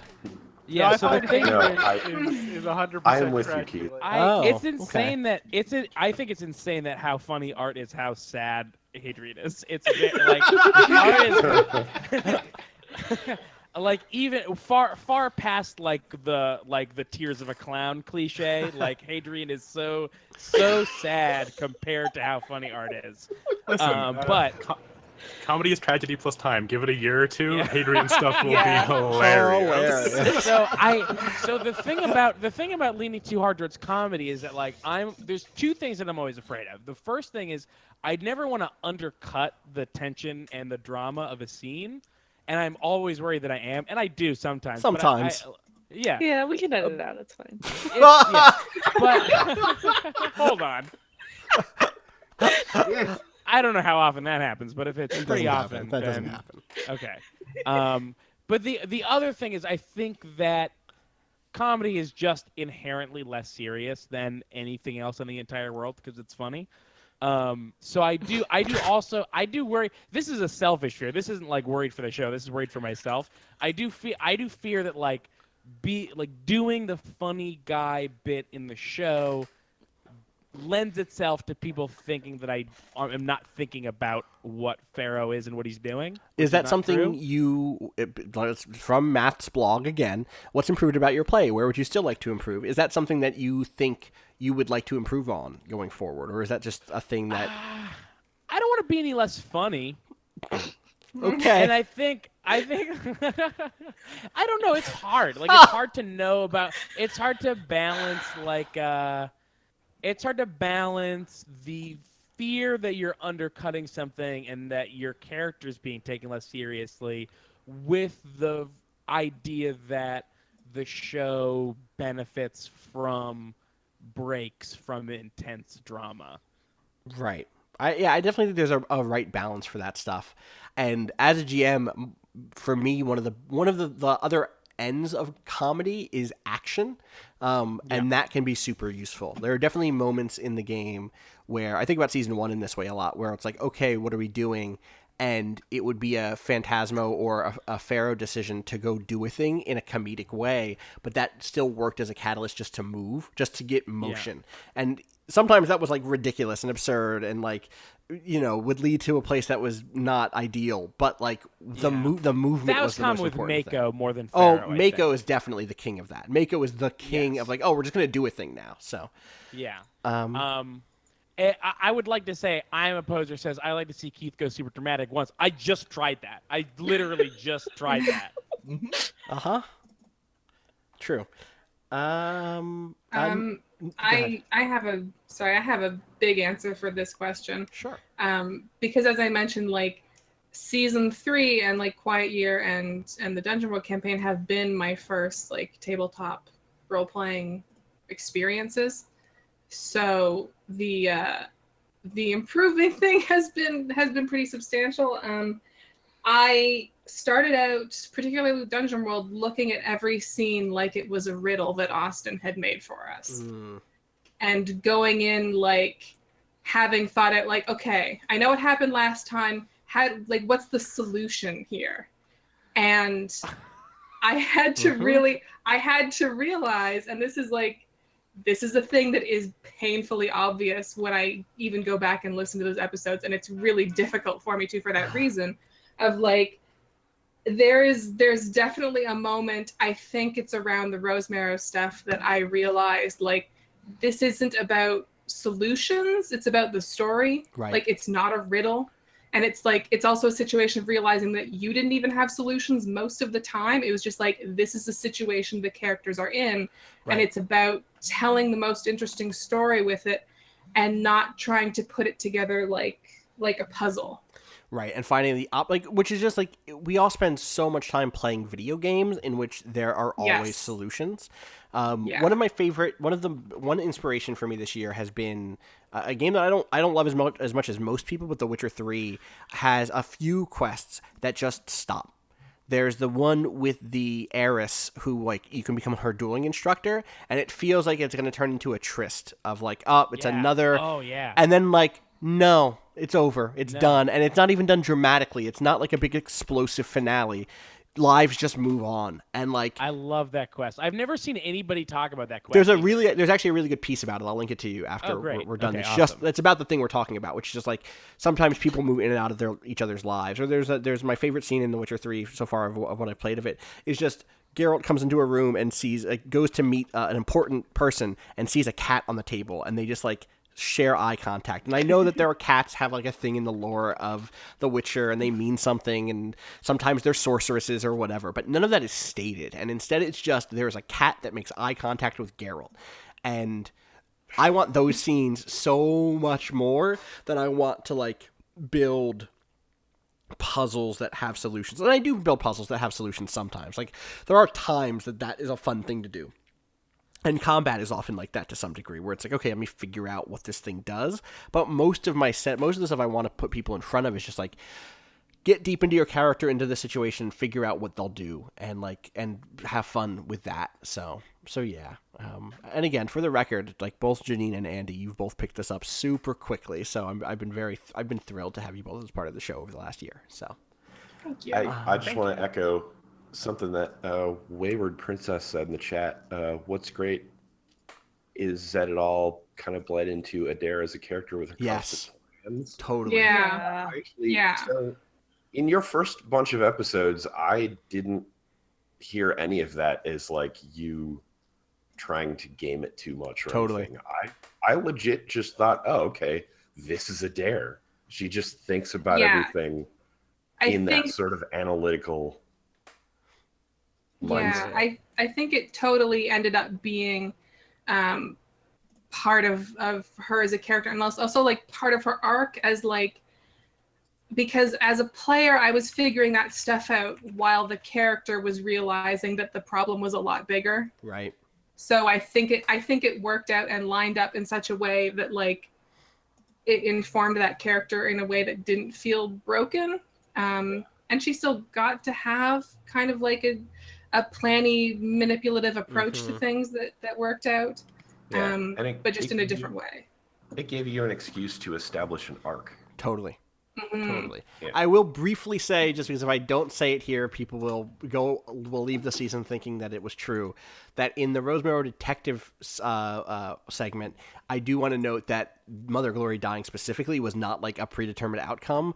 And I'm not saying there was a single solution to save everybody, like if you just figured that out. But I do want to say that there are ways in which you could have saved Mother Glory, even besides. I can think of Me two, too. like right off Me the top. too. So but we're not. I don't want to rewrite history. I just wanted to be clear. That way, people 3 years from now would know that there were other outcomes on the table for that game. Briefly, I'm just going to say this super quick. People wrote in about the episode descriptions. Towards the end of Counterweight, we kind of realized we could tell stories inside of the episode descriptions. And then Jack and I pretty much did that for most of Marielda. And I think Art wrote one for this past season once, maybe? You took it was something my that he monologue. Your monologue, Yeah. right. Yes, He yes, said yes. on air did we that could list have, too. All right, and Janine did that list. Janine actually wrote a list, one of the Alyosha to Arel things, to get some stuff back of his. Arel and Alyosha also an item, to be clear, if that didn't come through, because I know that sometimes it's not. I'm very subtle. We realized that we could tell stories there, and then it was really hard not to. Like, once you know that you have this other thing, it's hard to not do it, especially because I knew Alyosha and Darrell would be big deals at some point in the season, and that I wanted to tell this version of the Samarthis and Samat story again, right? Like, I wanted that mirror to be there, and that wasn't going to be able to come up in the main fiction, and it shouldn't. Like, it shouldn't be. I shouldn't use my time where the camera is on the players to develop these deep relationships between NPCs, and so this gave us a vector to do that in a way that gave them depth, so that when they did appear on screen, there was a built-in, already established relationship with the reader or with the listeners who did read those descriptions. And again, I want to thank everybody who helped me with that, Jack and Janine and Art, and like anyone who helped me with that, or even like there were times when I would come to Allie and be like, I don't know what the fuck to write for this. And she's like, all right, let me just break down what was in this episode again. Like, here are the 12 things that happened. Is there anything here that can help? What if blank? And sometimes it was like all I needed. So yeah. All right. I'm going to save this because I think there will be a future time that we can answer this question. And this is the last one I'm gonna ask, and this is one of those questions that I saw and I was like, I have to bring this here. From Wade. I like that Wade starts, okay, here goes.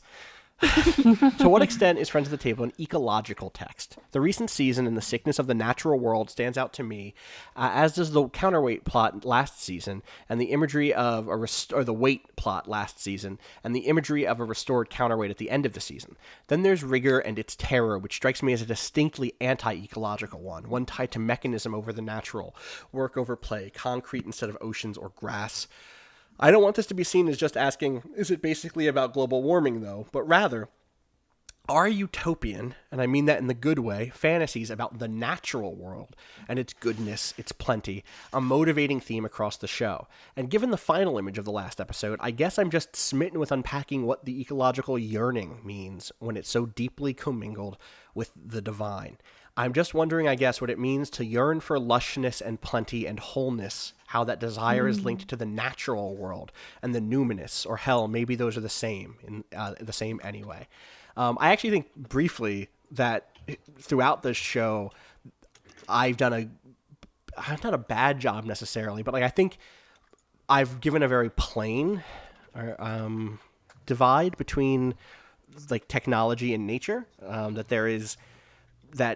the natural world is higher than the technological one. The technological one corrupts and brings us into conflict. The technological world is Paladine, it's Ordena, it's Rigor, right? Like it's all, and even when we fight with weapons, those things are always innately dangerous, right?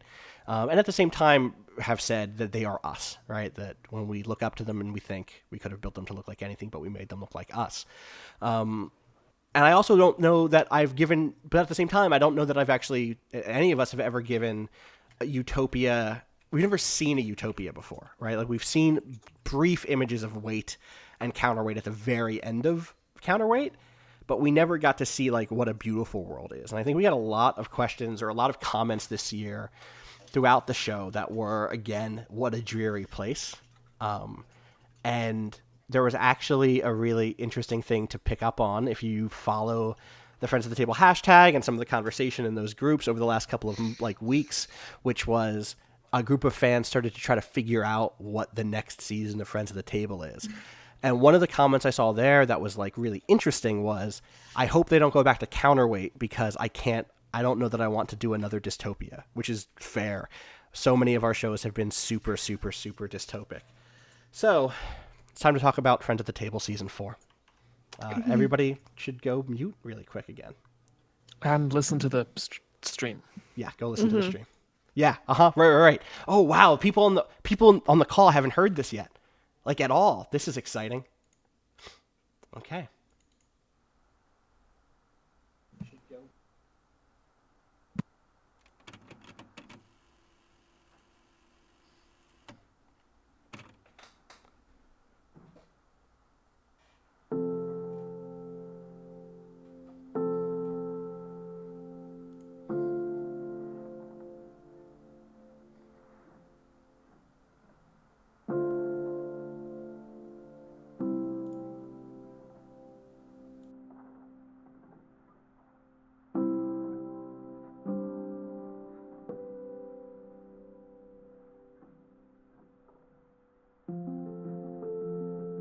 Floating in the sunset-hued safety of the twilight mirage, the Divine Fleet hums and pulses, its ships bright beacons of culture and technology in an age when both are under threat. All through the fleet, organic and synthetic citizens work side by side to protect a utopia that the universe thought impossible. In the past, we convinced ourselves that our technologies were just reflections of those who made them, tools to fit our hands, robots to ease our labor, artificial beings to teach, protect, and entertain us. We believed that our greatest achievements, the machine gods we called divines, were simply idols made in our own image.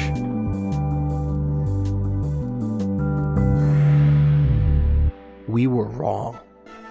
Since the first grain silo, the first cathedral, the first ship, since the first computer, the first time we put pen to page, we've always made things bigger, quicker, longer lasting, different than us. For a long time, we thought we were building mirrors, but now we know better.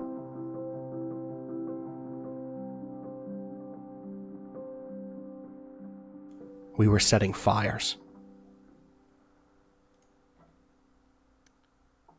Friends at the Table Season 4 is called Twilight Mirage. It takes place 30,000 years after the events of Counterweight. Nothing in Counterweight is really going to be specifically relevant. There might be some references. Obviously, divines are there.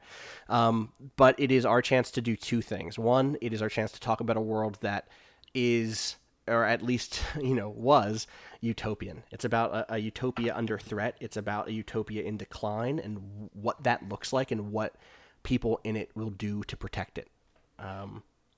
It is also our chance, or at least my chance, to complicate the ontology of Season 2, the notion that we've built technology to look like us.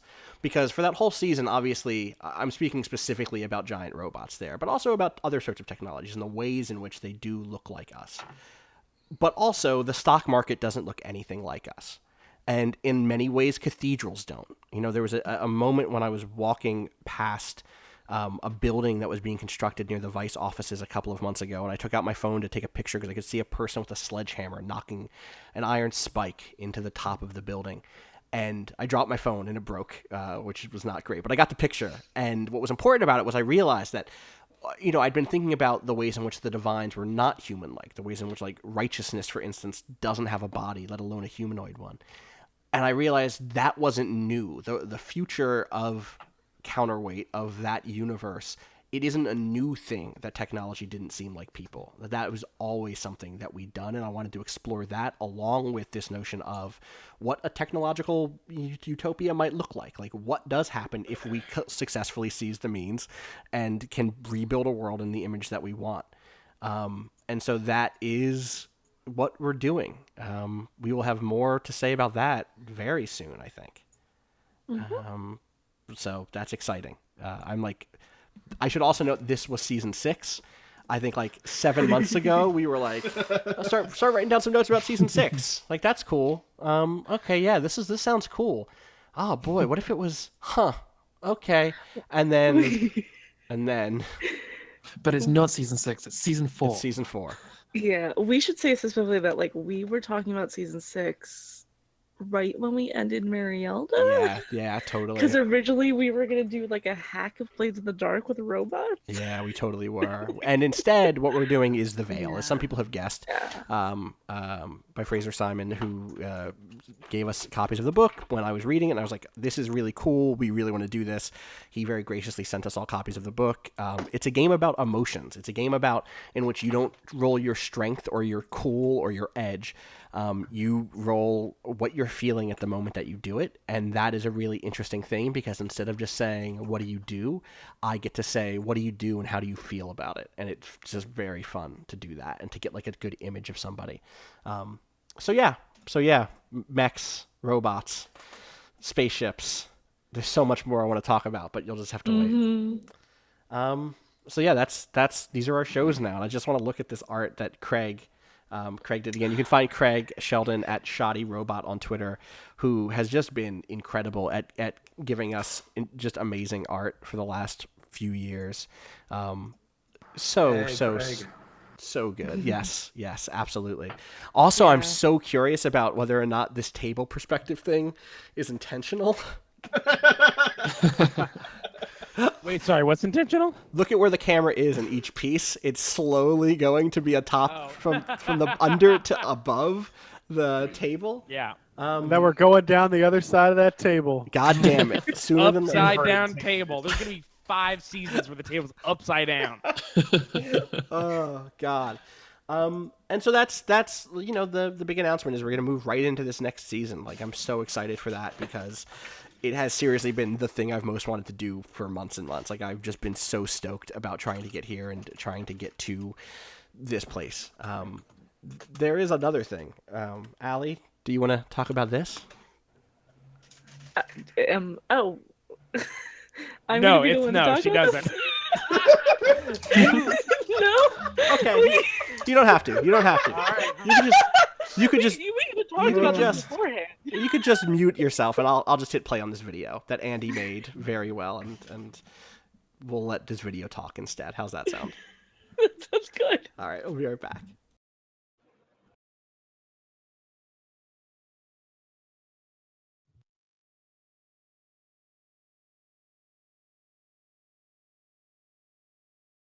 You all right?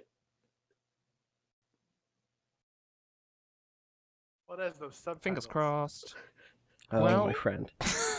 You rolled a 1. The door opens wide, and there's an operating theater. So I've successfully picked it. You've successfully picked it. You go inside. There is a clean steel table in the middle. You can look up and see that there is an observation room above, which is empty. And once you're both inside the room, Silas closes the door behind him and swings his cane at your head. Hey, I'm Austin Walker, GM and host of Friends at the Table. What's Friends at the Table? Well, Friends of the Table is an actual play podcast focused on critical world building, smart characterization, and fun interaction between good friends. What that really means is that my friends and I love telling stories together. And over the last 2.5 years, we have told a bunch of them. Something like 120 episodes, over 230 hours. We've explored a post-apocalyptic fantasy world together. We've robbed trains in a magical city. We've looked up at giant mechs and thought we could have built them to look like anything, but we made them look like us. And I am being as sincere as I possibly can here. This show has meant so much to all of us. And we want to do more. But to do more, we need more resources. We need time, and we need more RPG books, and we would love to get some better audio equipment. And you can help with all of that. Below on this page, you'll find everything you need to know about our Patreon campaign. We've got all the good stuff, different backer levels, stretch goals, we've got postcards, we've got maps, we've even got something I am super excited about that is pretty unique. One of our stretch goals is an experimental new campaign idea. It's called Bluff City. We want to tell the story of a little dwindling gambling town in the mid-Atlantic through tons of little one-off games. We'll see the same place through the eyes of different people. Some criminals on one last heist, a group of teens investigating rumors of a haunting, up-and-coming pro wrestlers who want to make it big just so they can leave town. It'll be a little bit Bruce Springsteen, a little bit The Wire, some Twin Peaks, maybe a little Fargo, and it's something that I really want to discover with you and with my friends. But more than anything else, we just want to keep telling rad stories, and we would be honored if you helped us do that. So check out the page, donate at a level that you're comfortable with, and please spread the word the way that so many of you already have. The only way we've ever grown has been through word of mouth, so even if you can't afford to support us monetarily right now, letting other people know about this seriously helps. Thanks. And we are back. So we are finally starting a Patreon after years of threatening to start a Patreon. You can go to this domain that Allie set up, friendsathetable.cash, to go to our Patreon page. We have a bunch of stretch goals, and we also have a bunch of reward tiers. The lowest reward tier is a $1, and anybody who pledges that or anything more will immediately get access to the first ever Clapcast. Allie, do you want to talk about I really want to hear this. It's really good. Me too. It's very Where's your good. dollar, Jack? Whoa. Okay. I'll trade you a download of the Twilight Mirage theme. Anyway, yeah, so anything that like happens while we're playing the game, I try to keep because it should be there, but before recording, like, how was your day? Jack isn't here yet. He went to go grab some tea stuff is like stuff that I've been constantly You went to trying make a hot water bottle. Yeah, I still don't know what that means. It is a big plastic bag of hot water that is relaxing. The size of a man. Right. Right. But yeah, I've been trying to figure out a way to get that stuff into the show, and this is a really good way to hold on to it. So I made a sample episode of like the clips that I had that I didn't want to delete, and they're all really good. They're all very good. And then on top of that, we also have a number of other levels. There's a level at which you will, for $5, you'll get access to some other bonus stuff I'll talk about in a second. For $10, you get to see our Roll20 character sheets, all of our maps. Like, obviously I try to give maps whenever I can, but there are a lot of junk maps that no one sees. Like the one I showed at the top of the episode today, when you could see all the weird purple stuff. You would see that stuff. There will be there's a level where you will receive a postcard, a real live physical postcard with original art and design by Janine, with microfiction set in the Friends of the Table universe. One of the Friends of the Table universes, written by Jack and I. There is So excited about that. There is a level where you will get a behind the scenes kind of collection of stuff, including some of my notes. Things like, I think I found the other day was the original Tech Noir transmission that eventually became Counterweight that I ran for some other friends. That was it was like a cyberpunk Atlantic City. That's the sort of thing I would totally just put in one of these. Or like, here are the NPCs that showed up. Here's all like the stat lines for these NPCs that showed up this past week, or this past, throughout this past month. Or just like notes on characters. Like, there's definitely, remember when Primo first showed up all that time ago in Blades in the Dark, I just had like really basic character voice notes on like how to sound as him, like what does Primo sound like, and I'm trying to remember what was it. Here we go. Low, gravelly. Hey, how's it going? Almost Canadian cadence. God, I don't have the other one here, which was like, I think it was Aziz Ansari's Canadian uncle or something like that. And that like, was my suggestion when you lost your notes. that's what it was. Thank you. But like notes like that are the sorts of things that would be in that level. For those of you who are like, and apparently there are already 2 of you who really want to support us, if you support us for $100 a month for 6 months, and then every year after that, we'll all sign a copy of an RPG book that we've played that year, send it all around to all of us along with all the postcards, and send it off to you, which is rare because we've literally never all been in the same place at the same time. So it's not like we can all just like go over to Allie's house and sign the book. We have to actually send that internationally 3 times and then send it off. And We've that's already all... hit our $1,000 goal. Well, thank you. That makes me blush a lot. So oh my god! Very well. Good news. That means we can upgrade our audio equipment and get everyone using the same basic recording setup. Which oh my god! I'm suddenly on a better mic. Instantly. I want to be clear. We're actually at $997. No, we're at 1,024. Oh, we are. Oh, I refreshed it twice. It didn't. Okay, I see 1,061 actually.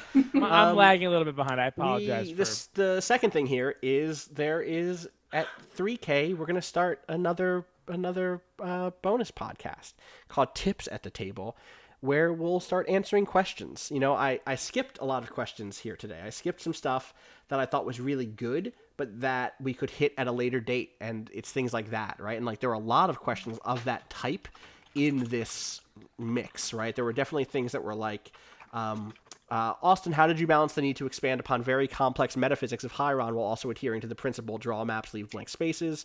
Like that's the sort of thing that I can talk about broadly, and how as a GM you can both deal with the complex rules of a fictional universe and also try to keep open spaces for your players, right? Like lots of people write in with questions for players about how they decided to do this thing or that thing, and Tips at the Table will be a way for us to do that.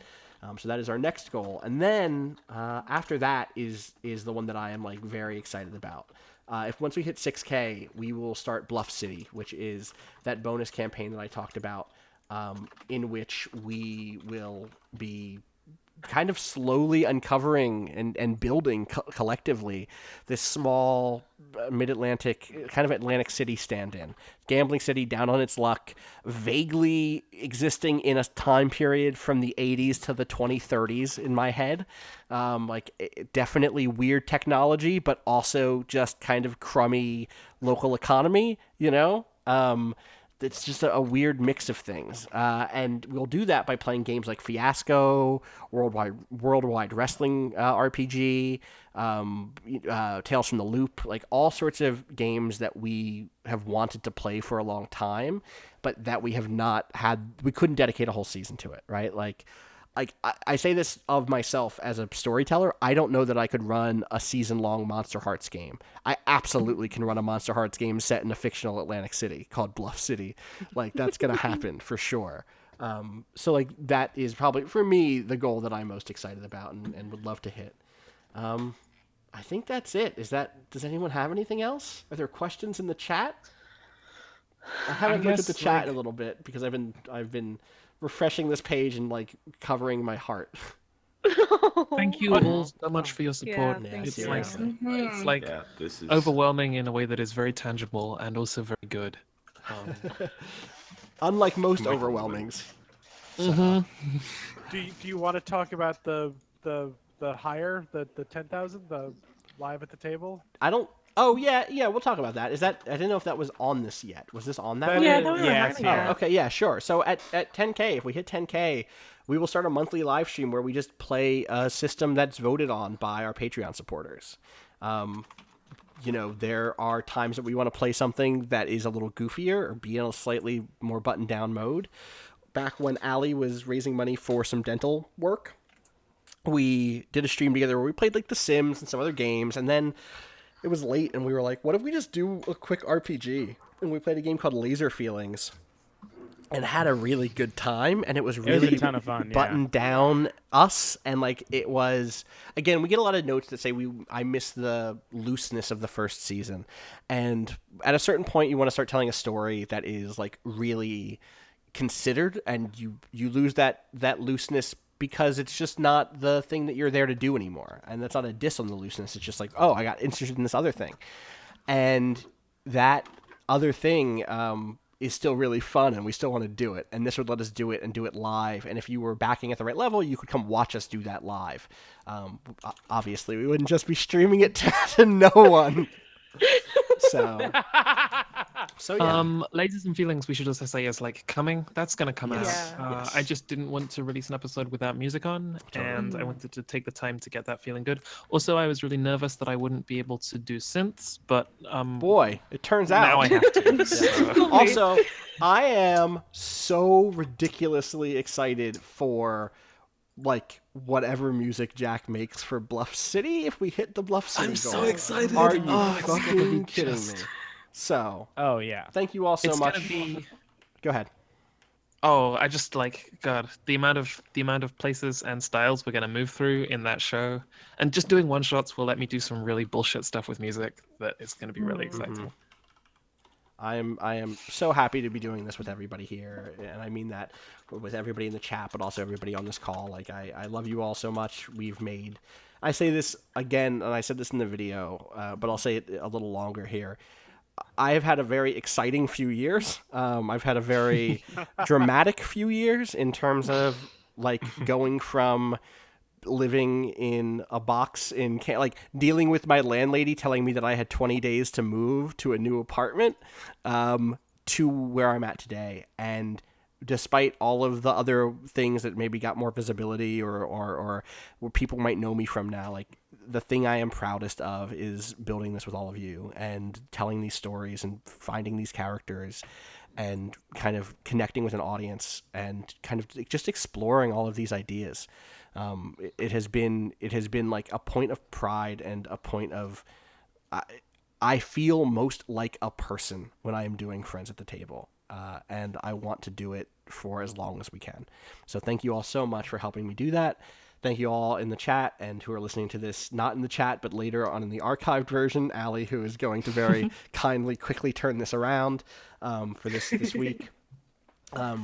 We are incredibly lucky. I am incredibly lucky to keep doing this. So thank you. Yeah, and you hear that, Gersman? He likes us best.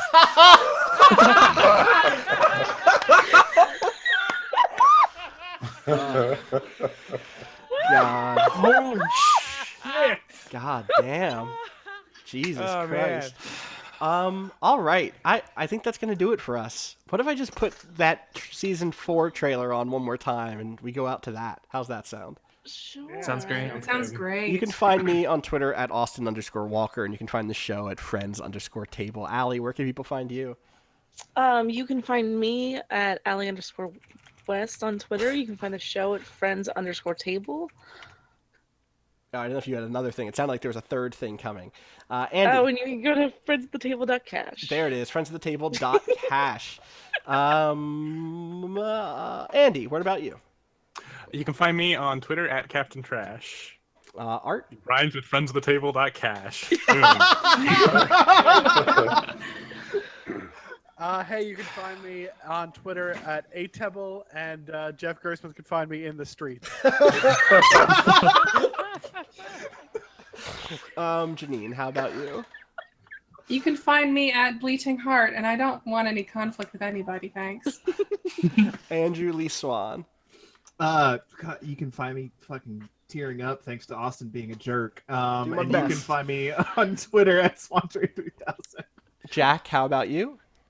You can find me on Twitter at Not Quite Real and buy any of the music featured on the show, including, as soon as this call ends, the theme for Twilight Mirage at notquitereal.bandcamp.com.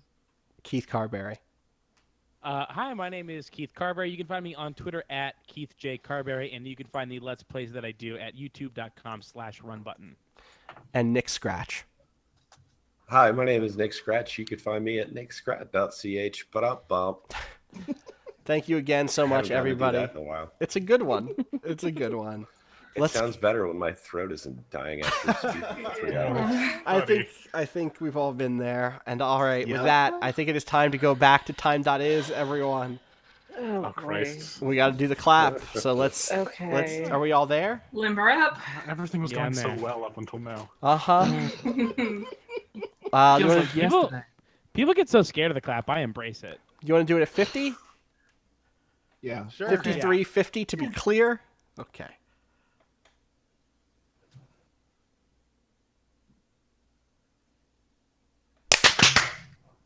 Pretty good clap. Yeah, that was fine. That was a little bit like a wave, but like a good wave. You know what I mean? Like a good wave.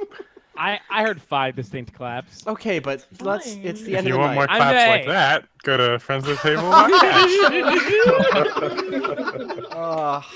All right, everybody. I'm going to talk to you in the future. I'm going to put Bye. this back on again because it's so good. Everyone leave chat so that we don't talk over this. Or I guess I can just do that. Bye.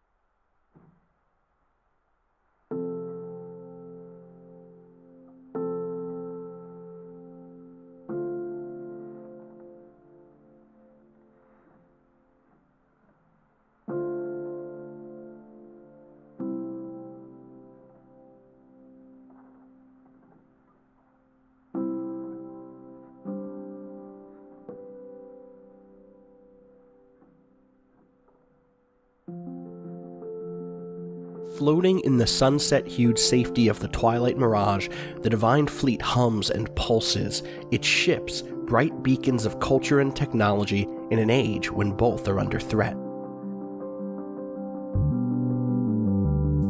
All through the fleet, organic and synthetic citizens work side by side to protect a utopia that the universe thought impossible. In the past, we convinced ourselves that our technologies were just reflections of those who made them, tools to fit our hands, robots to ease our labor, artificial beings to teach, protect, and entertain us. We believed that our greatest achievements, the machine gods we called divines, were simply idols made in our own image.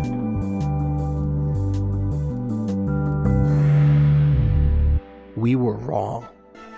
Since the first grain silo, the first cathedral, the first ship, since the first computer, the first time we put pen to page, we've always made things bigger, quicker, longer lasting, different than us. For a long time, we thought we were building mirrors, but now we know better.